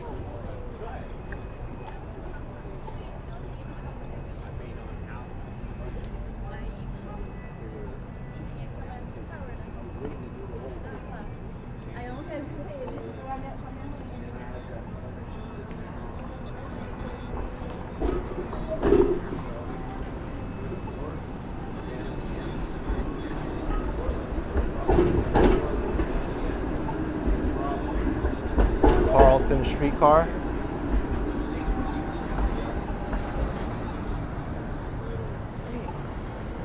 Chunky. Yes, it's me. Yeah. Yeah, I'm live right now. That's a very coincidence. Hi. It's good to see you. Huh? Yeah, Jeez. nice to see you. Wow. I have to rush home. Oh yeah. I'm enjoying Toronto a lot. Yeah. I look at you Niagara. That was awesome. Anyway, you enjoy your stay. Thank you. Okay, bye. I feel bad for him. I made him so confused. He didn't know where he was going.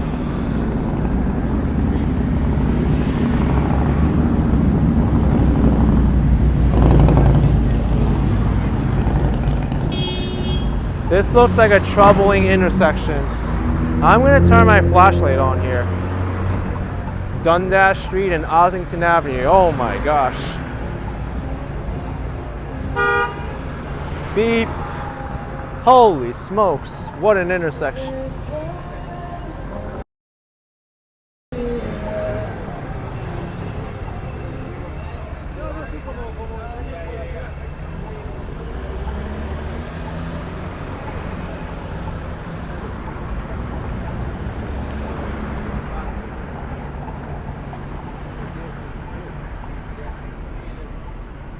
All right, we got some time.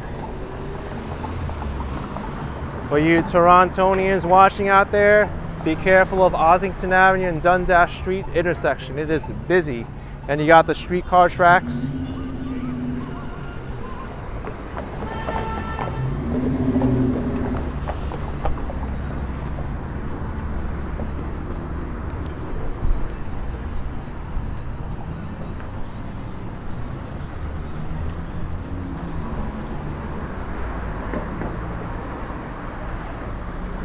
So I've heard there's a lot of like nightlife happening here on Osington Avenue.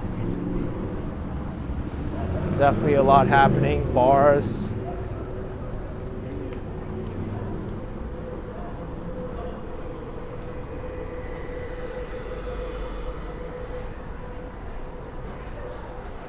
Look at this, Neapolitan pizza. Pizza libretto.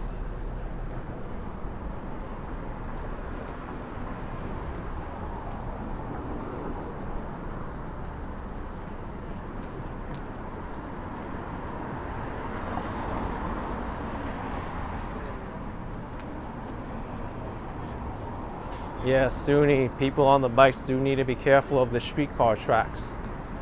They can get slippery in the rain too. Or in the snow.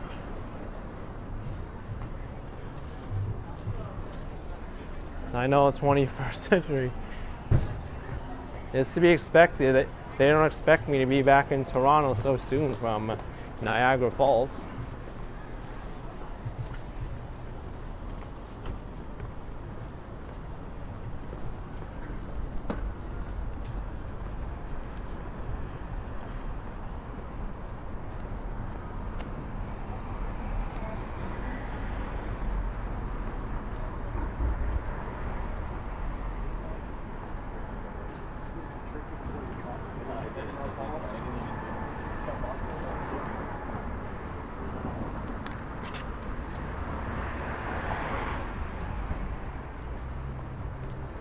Ian Gardner says Niagara Falls like 90 minutes from Toronto, maybe 2 hours. It was more than that this morning with morning traffic. Close to 3 hours, if you're wondering. And I recorded the entire trip.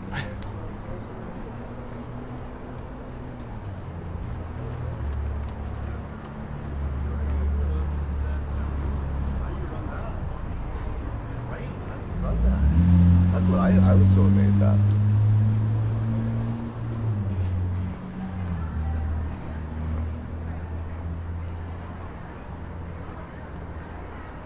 This place looks like it's really deep in. Paris, Paris. Hey, Paris, Paris is the name of that Las Vegas casino.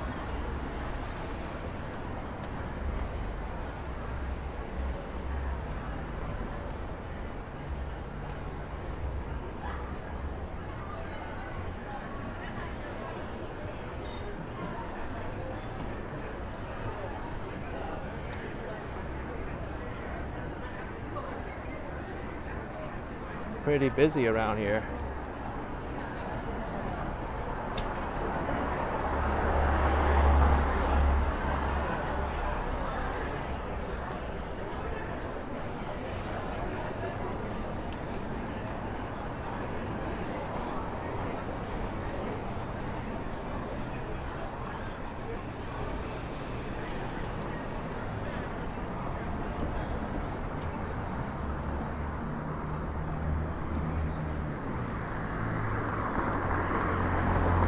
Funny enough, I don't even know what the name of this place is.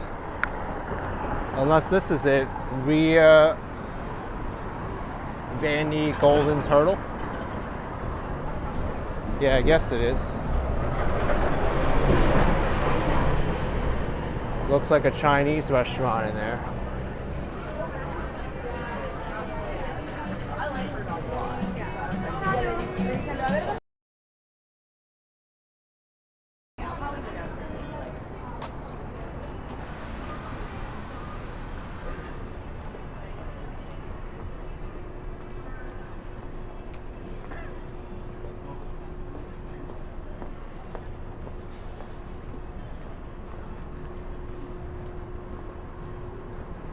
Oh, Susan says it's pho Vietnamese.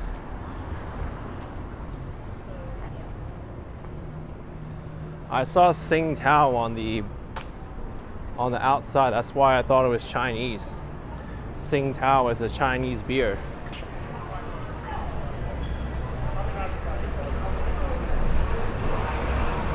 That's a trendy restaurant. How do you even say it? Bomber?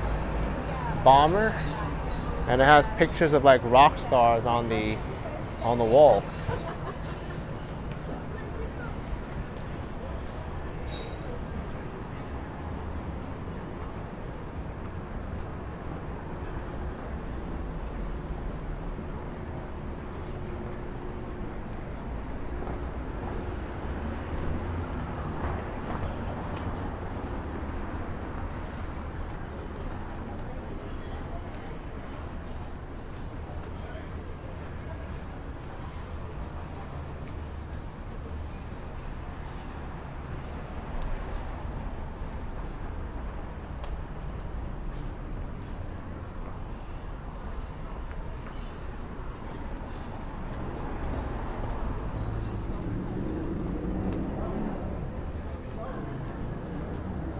Whoa, what are you doing? I ain't going forward until you complete your turn. Oh, they're just grabbing a parking space.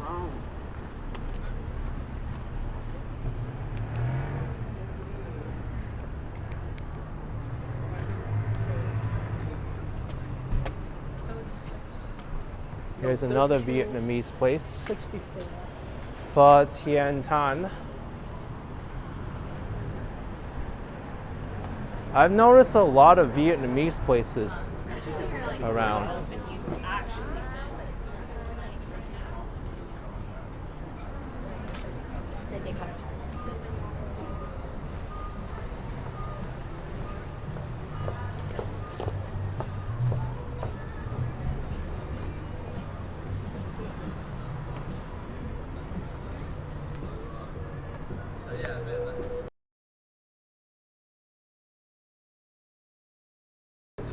So, but no, I've had nothing. Just wait here a little bit until that car passes with their music blasting through the windows.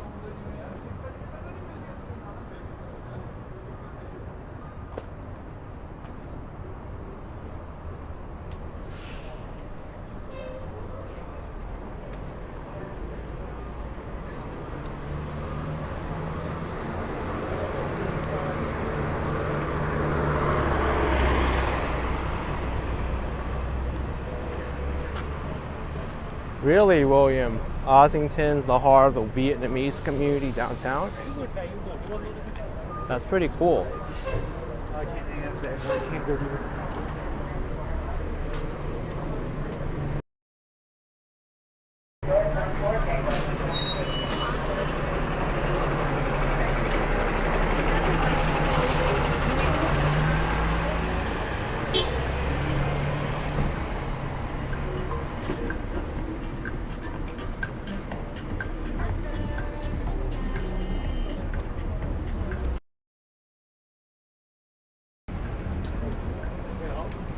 To do like. All right, here's Queen Street West. I know from here, Osington Avenue to Yonge is pretty lively. It's a part of the city known as West Queen West, otherwise known as West Queen.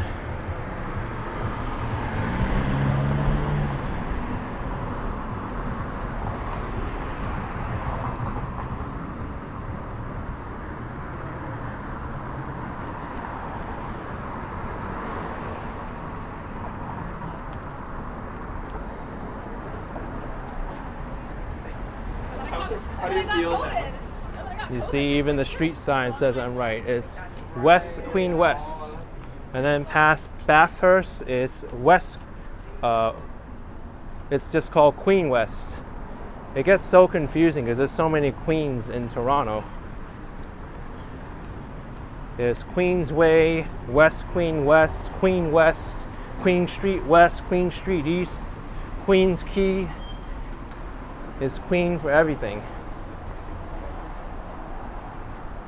I even had to think about it for a little bit. I was like, wait, isn't West Queen West, Queen Street West? And like, no, that's a neighborhood. Oh, and then there's Queen West. Talking in, what, 24 hours?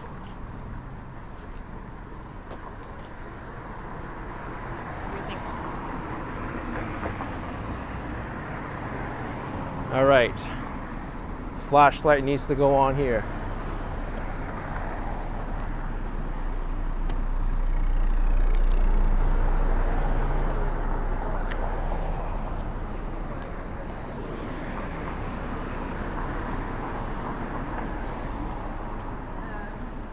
But the idea is for us to kind of be in between the two as much as possible.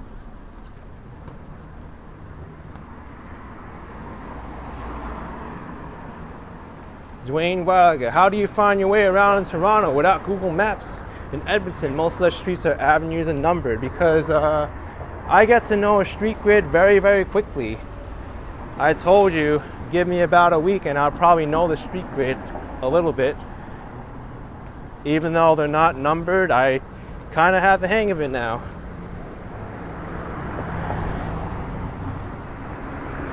I know Osington's west of Spadina, which is west of Yonge Street, which is east of University Avenue.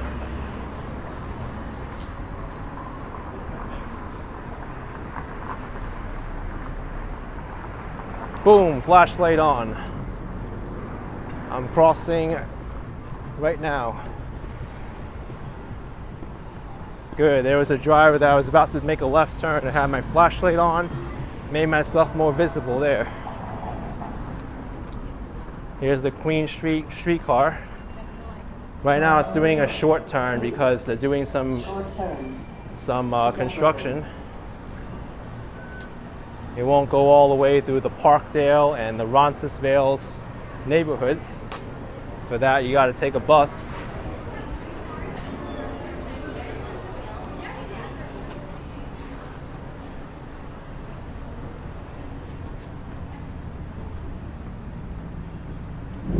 Yeah, Susan is off route. That's what it says, doing a short turn on Dufferin Street. I know because I walked this a little while ago.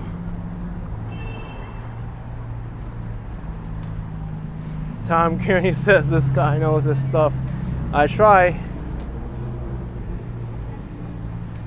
I learn new places really quickly. That's one of my strengths. I'm really good with directions.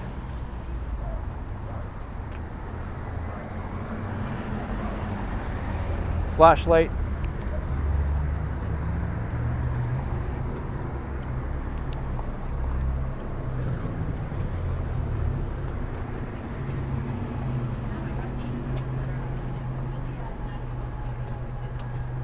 Oh, Savage saying Graffiti Alley off of Augusta coming up. I don't think I'd want to visit Graffiti Alley right now. Maybe during the daytime it'll be better.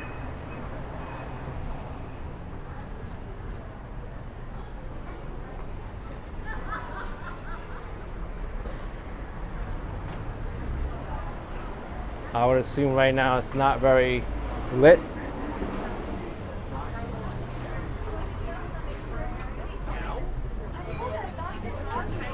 Oh, really, Farhan, thank you for that information. Blue Jays game is tomorrow. It's going to be busy. Sanjay and Kingston, do you point your flashlight at the ground? I sure do. When I cross busy streets or streets that I know that might be problematic, I'll shine it at my feet.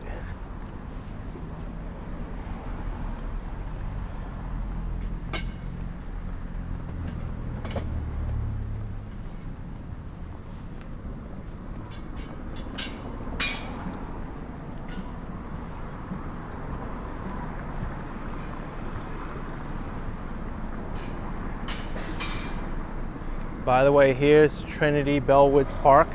It's one of the larger parks in the downtown area. This used to be the grounds of a college campus.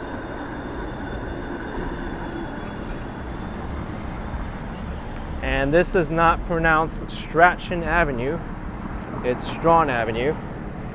I got a super chat from Annalisa. Thank you, Annalisa, for $10. Appreciate it very much.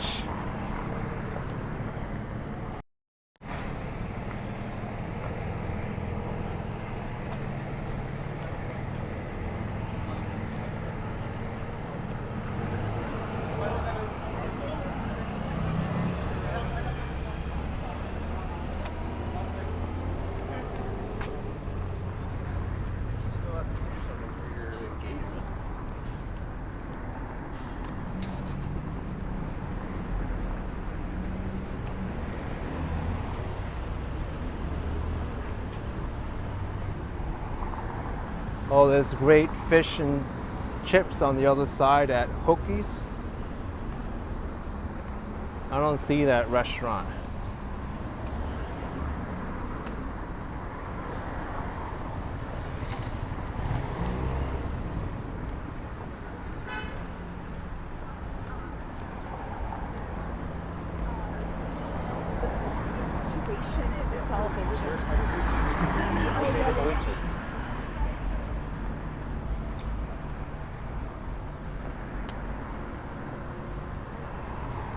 Kind of fun walking the street at nighttime, just to see the nightlife in the area.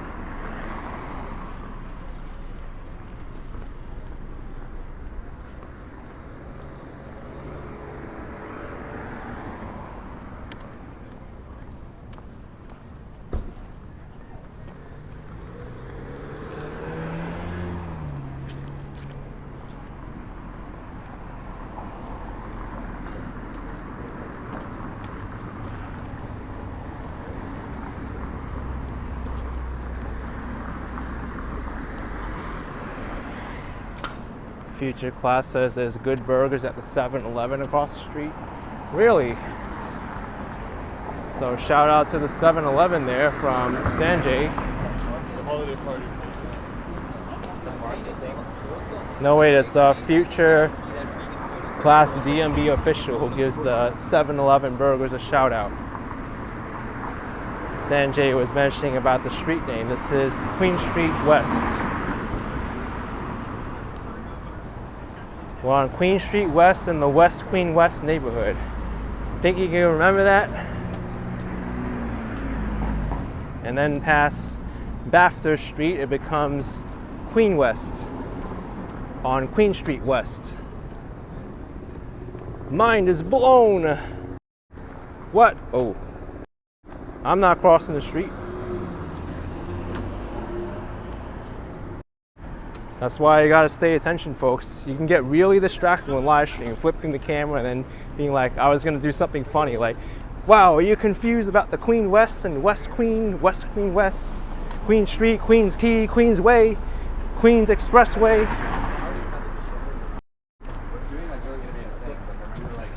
I was investing in a product that allowed you to decouple. Or better yet, Queens Quay. It's not Queens Quay, it's Queens Quay.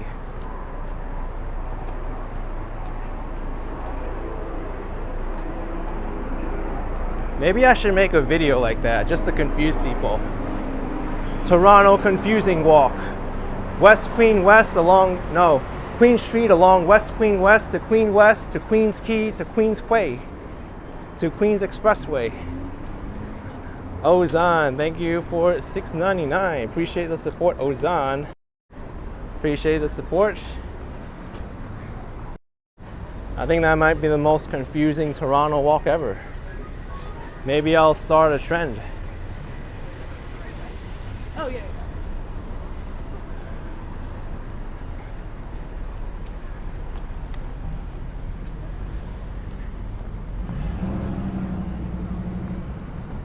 Flashlight, hey. That's why I have the flashlight. That driver was like, nope, I'm not going. He's lit up.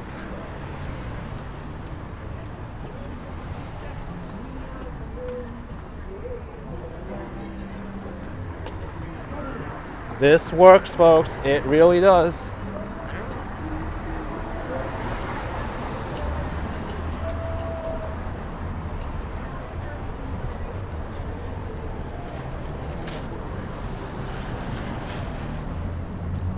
I don't know how many times I'm gonna plug flashlights, but you should get one of these portable flashlights.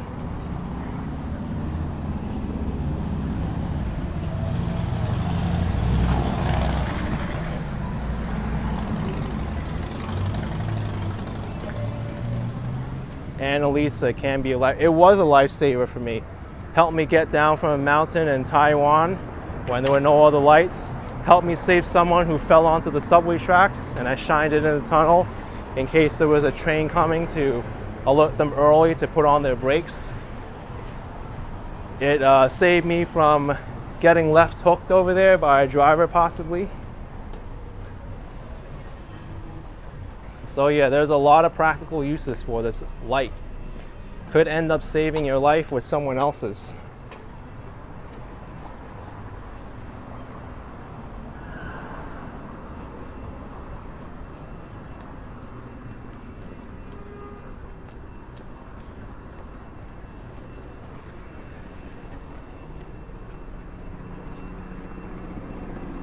Flashlight, boom. I've extended my distance to being seen to where the beam of light is.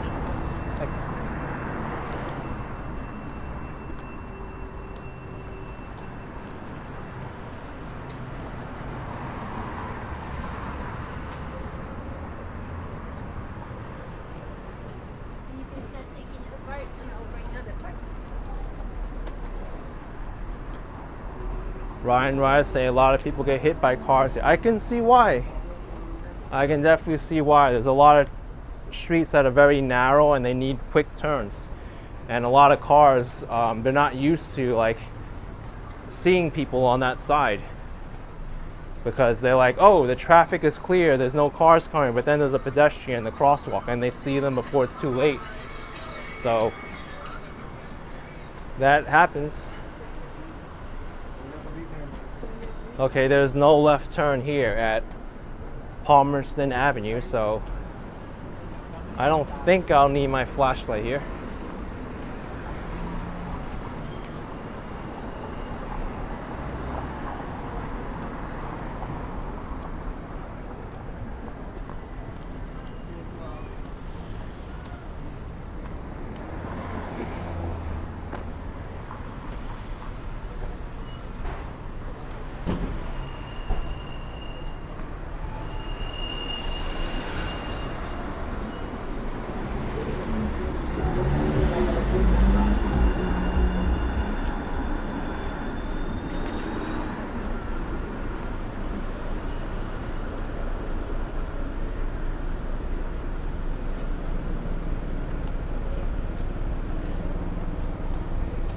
Doesn't seem to be anyone in there, but some pickup orders.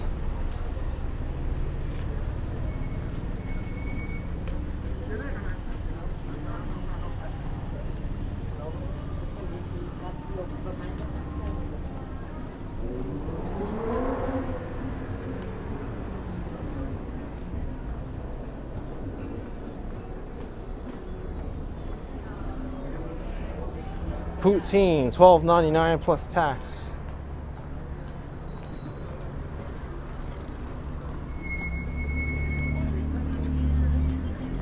Hello.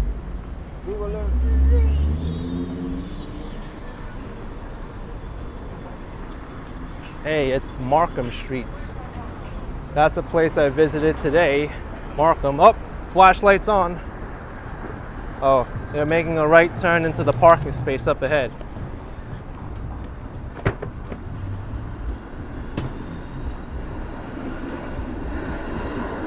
I'm telling you, sometimes you don't know if drivers are going to make a right turn onto the street or going into the parking space.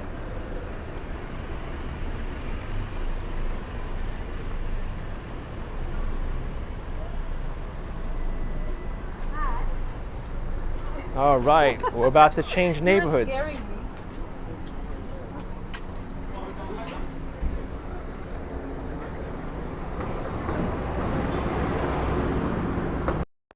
How about it, folks? We just walked Queen Street from West Queen West to Queen West. You give me love with Birdie and our maybe Birdie and Louisville.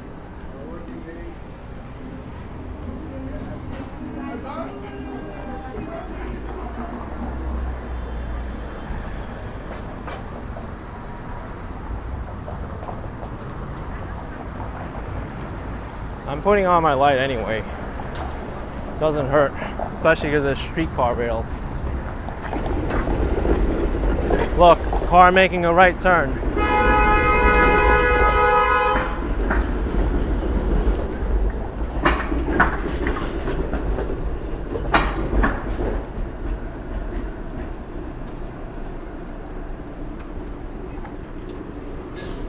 All right, we have entered Queen West.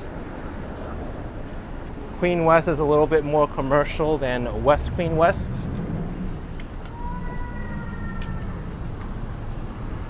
You get to see a lot more of these stores around.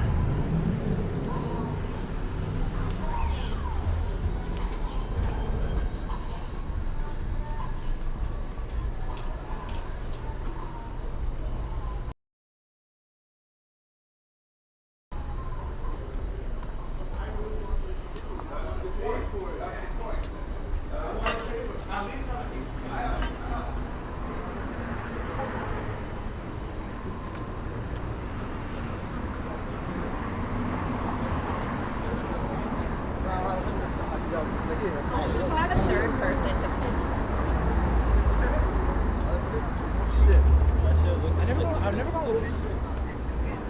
Dwayne Vodka says he is still confused with all the queens. It can get confusing.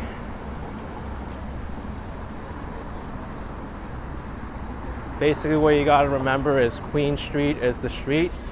East of Yonge Street is called Queen Street East. West of Yonge Street is called Queen Street West. There's a neighborhood on Queen Street West called West Queen West. And east of West Queen West is called Queen West. Did you get that all?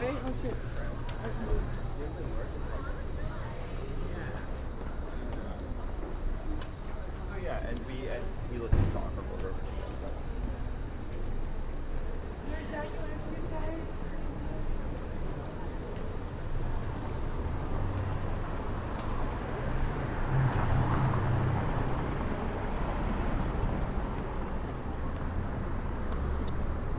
Susan says no when you live here. Well, you better learn it. You're gonna get confused.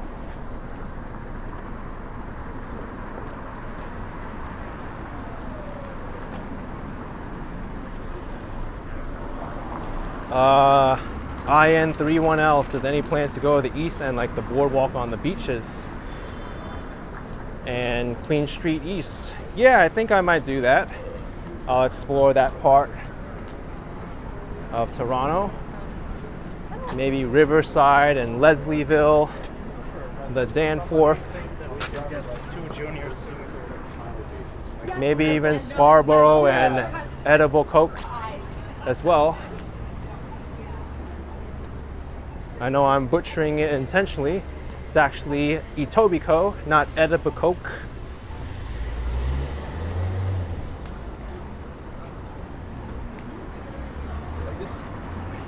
Remember those days?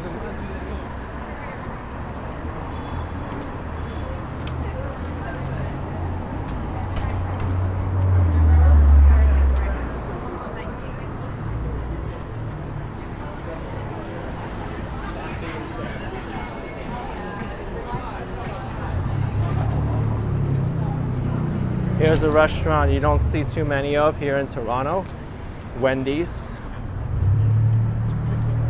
I've never thought of it.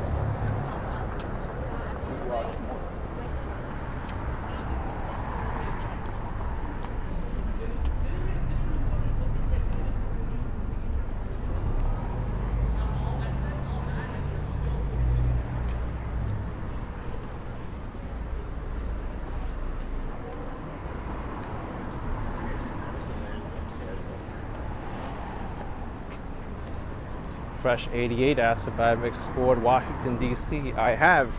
I've even covered, walked through pretty much all the tourist attractions in Washington, D.C. in one video. I walked from the Jefferson Memorial all the way to the Lincoln Memorial, to the White House, to the Congress building, to the Supreme Court. That took like, I don't know, almost 3 hours to finish. Yahya says your Toronto tour is not complete without exploring North York. Already covered it, my friend. Made a video about it today.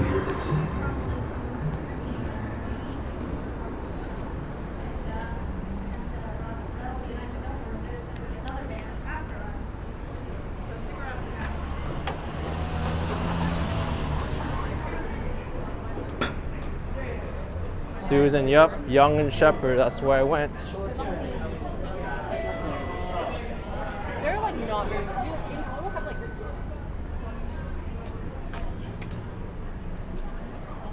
Oh, Fresh 88, I didn't post the video yet. I have tons of videos to post.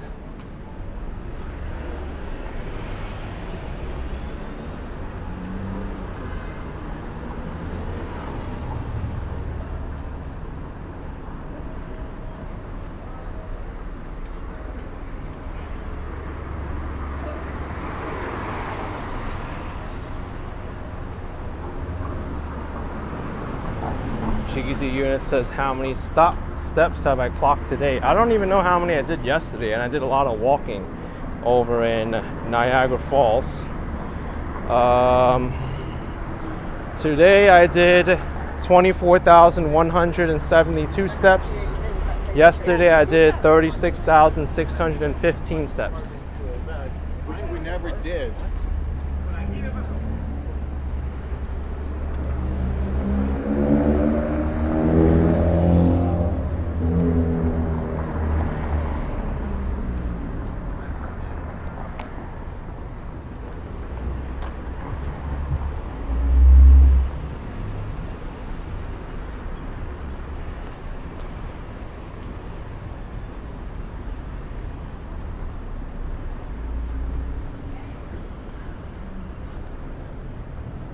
Poke bowl at Poquito.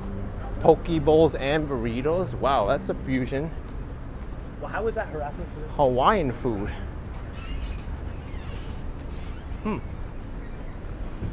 Very cool.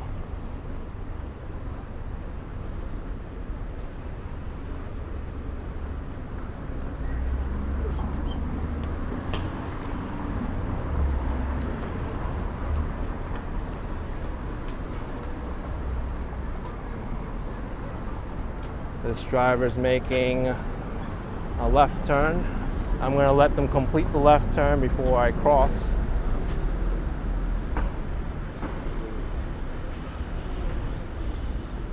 This is kind of crazy. Like, there's no light for left turns here.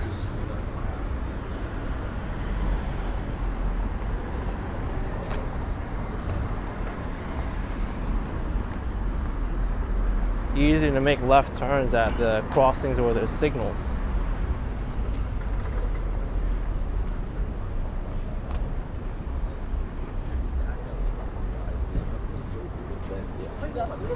All right, we have approached Spadina Avenue.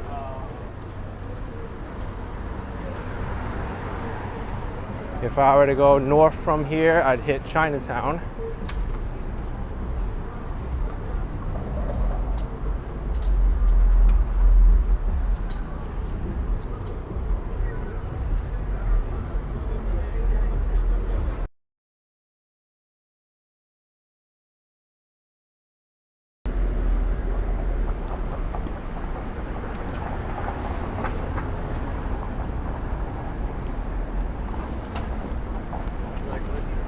Spadina streetcar here to Queens Quay.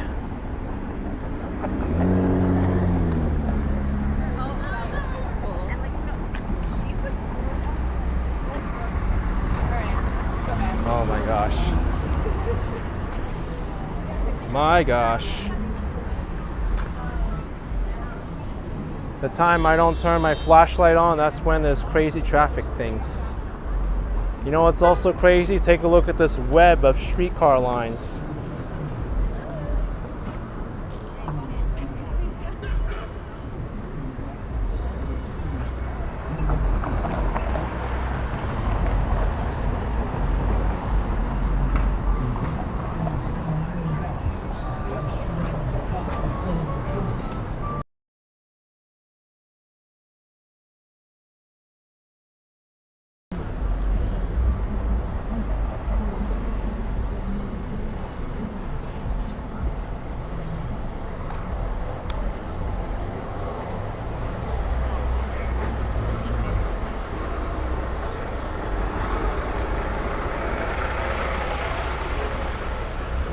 Abby says that intersection was confusing. Yeah, just a little bit.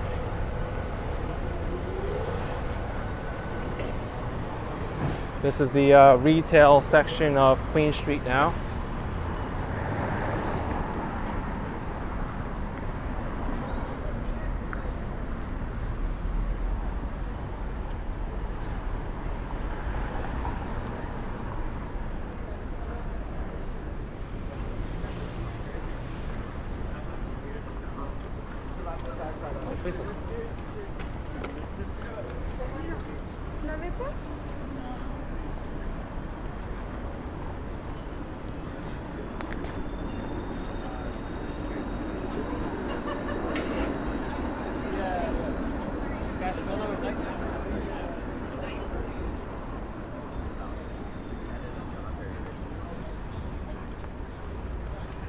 Welcome to Toronto. Hi.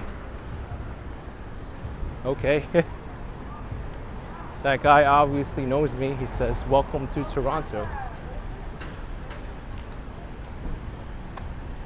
Most likely a viewer, unless he assumes me holding a camera like this means I'm new to Toronto.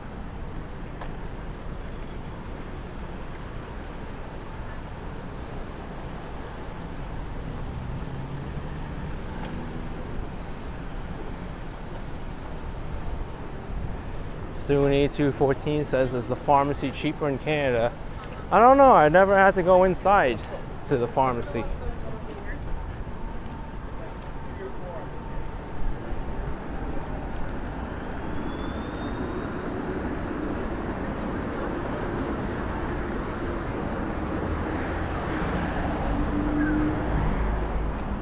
The first time I run. Bro, it's so weird because like I didn't even drink that much.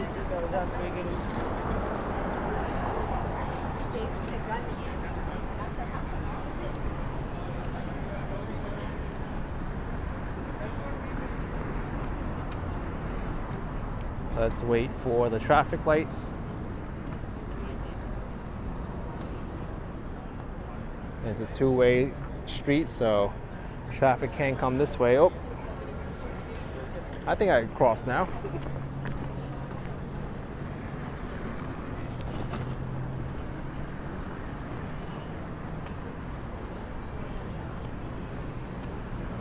Tanya has asked if I've been to the Eaton Center yet. I sure have.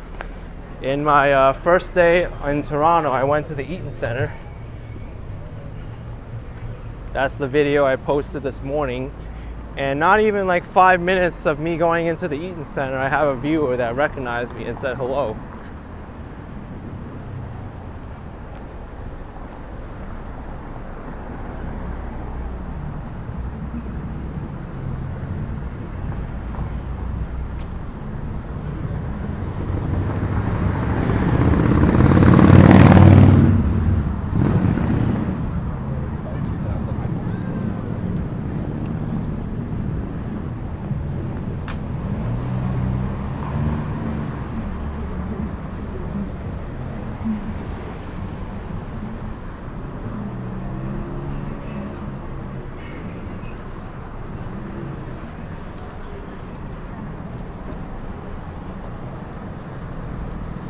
Dolly says walking east on Queen. I sure am. This is gonna need a light for sure.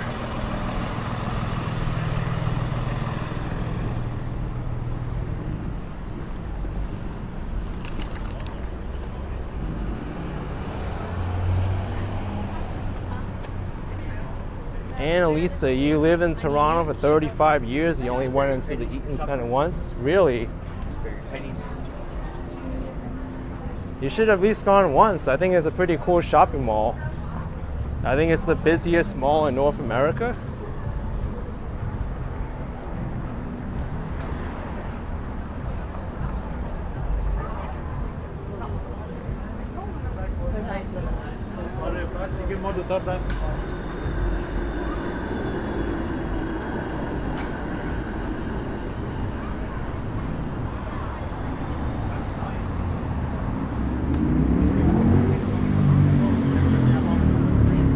There's a pretty cool street up here, John Street.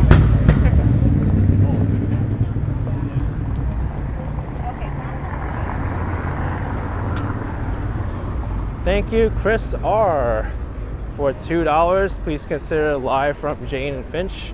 All right, thank you for the super chat. Appreciate it very much. I have a lot of places I'm considering.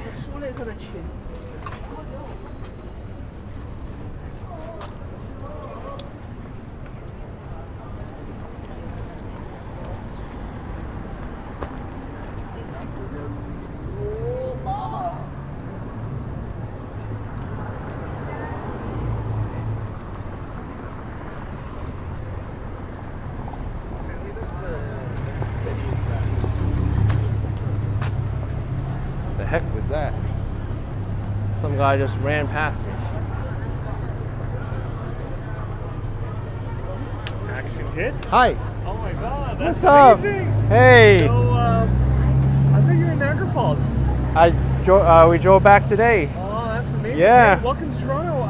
Yeah. I was searching the Mexican independence in New York. Yes. So that's where I discovered your channel. Wow. And I'm a subscriber now. So, That's crazy. And now I'm here. I didn't expect to see you here. Oh my god. Yeah. Queen West. Wow, that's amazing. Hey, welcome Yep. to Toronto. Is this a Hip recording or neighborhood. it's live? Yeah, it's live already. Oh my god, it's live. Yeah. I was going to say something. I'm not going to bother. But Okay. no. Hey, welcome to Toronto. I hope you have lots of fun. All right. Thanks for showing the city. Yeah, no problem. Yeah. I'm having fun here. Yeah, no, that's for sure. So that's amazing. Did you get the vehicle? Oh yeah. That's CN Tower. Yeah, no, Yep. vehicle against the wall. You see that? Oh, yeah. Yeah. That's pretty right. Cool. No, hey, welcome. Oh my Yeah. god, I had no idea. I just subscribed to your That's channel funny. a few weeks ago, like when you did the Mexican New Independence York. Parade. Yeah, Yep. exactly. Yeah, now I see you here. I thought you were in Niagara. Anyways, welcome again. I hope you have lots of fun in Toronto. You too. Take I care. mean, bye. Good to see you, man. Good Take to care. see you. Bye. Take care. Wow, he is starstruck.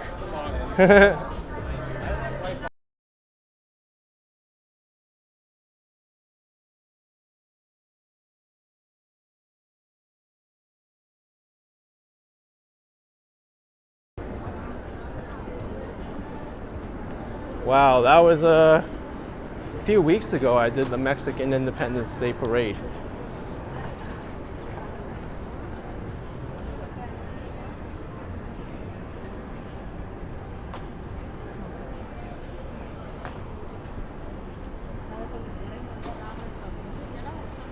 Dwarf 55 says I picked up a lot of Canadian subscribers. I think I did.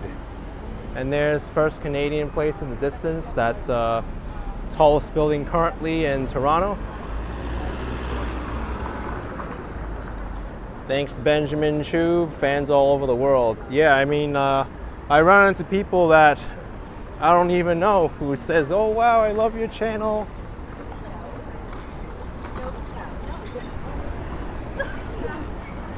Two years ago, I was flying back from Taiwan to New York City, and there was someone in the airport who recognized me. He's like, oh wow, I saw you waiting for the New Year's in Taiwan.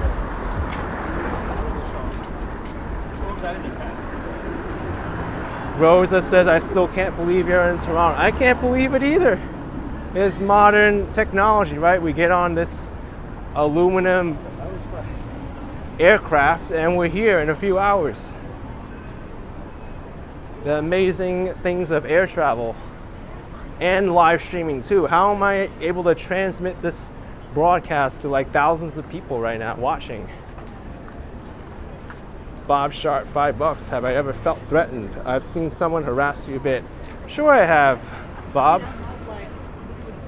But you have to handle each situation accordingly, Bob. Thank you for the support. Thank you very much. This life, we get threatened.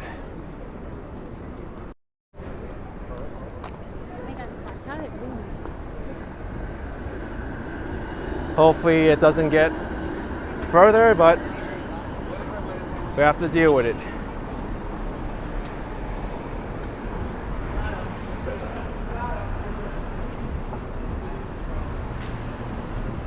The way I deal with it is try not to make anyone really, really angry. That's all. I'm not that kind of a person to be pushing people's buttons and making them feel uncomfortable.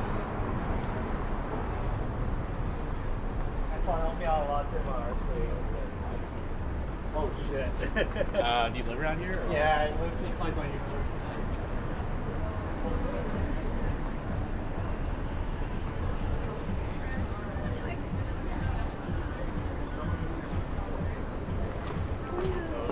Not three. Three?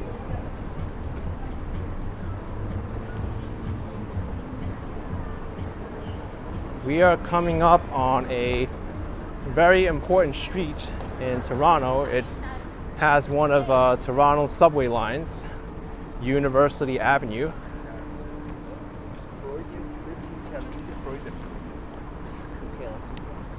Line 1 of the TCT can really be considered as like 2 lines of the subway because it's kind of like 2 branches of the subway going north and south. One goes up University and the other one goes up Young Street.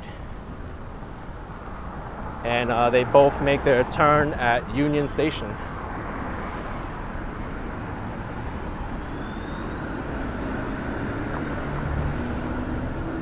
Let's hurry up and cross.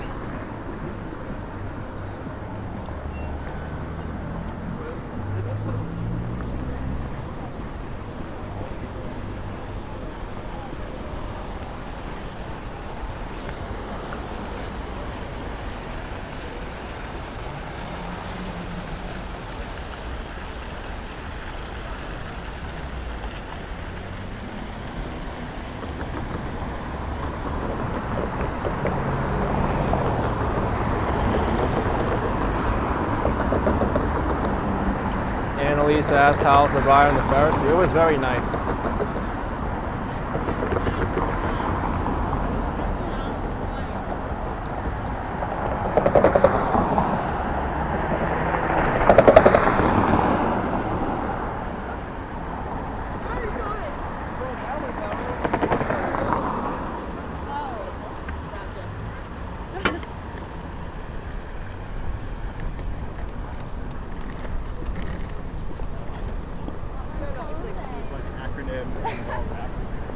Jan M says, unbelievable how you know much about Toronto.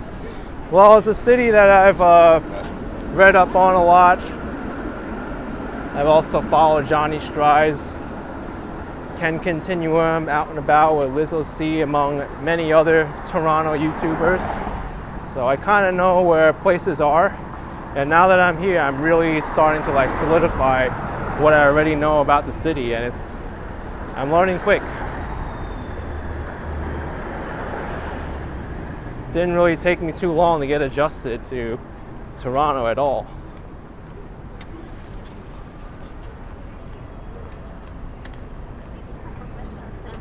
I can kind of tell you already, now that I've been around Toronto, like where some areas are and what you might expect to find there.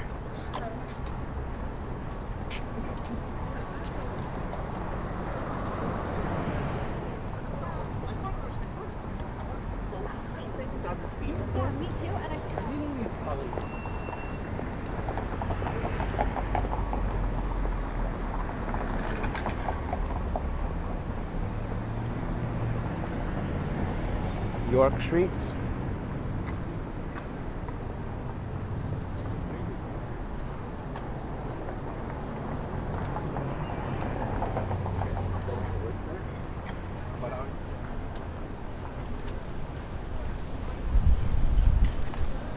nice little breeze. We will be walking past Nathan Phillips Square very shortly.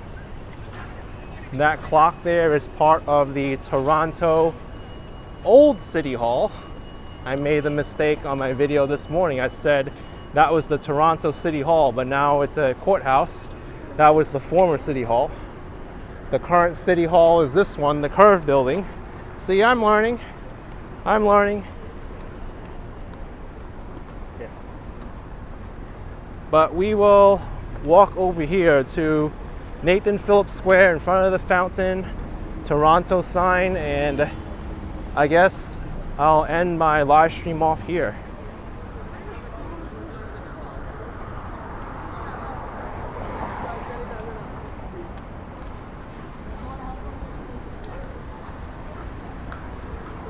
You know, this clock tower here is taller than Big Ben in London. Big Ben is actually pretty short. Toronto! Let's run for it!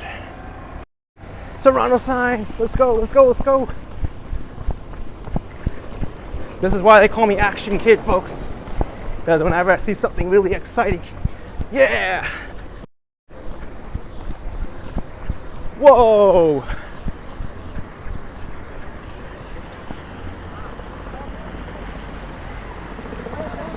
I present to you, dun da da da, da da da da. Woo! I'm blocking the T now. Yeah.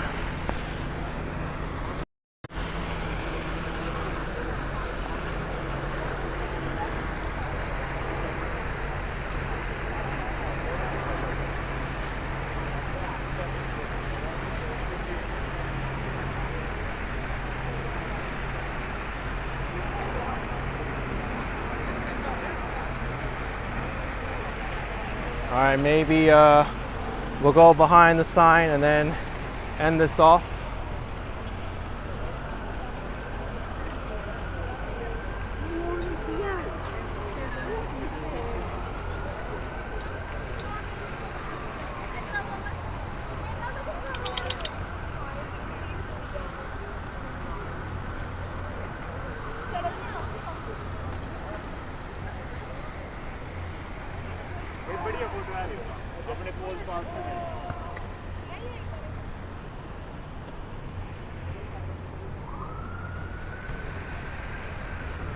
Let's stand in the sign, I guess.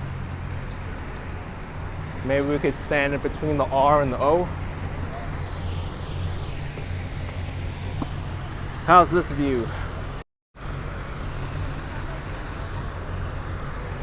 Yeah. All right, folks. We're gonna call it quits here. Thank you for joining on this stream tonight, this beautiful stream of Toronto here in Ontario, Canada. Hit that like button, subscribe, and yeah, I'm not blue like this, by the way. See you later. Bye.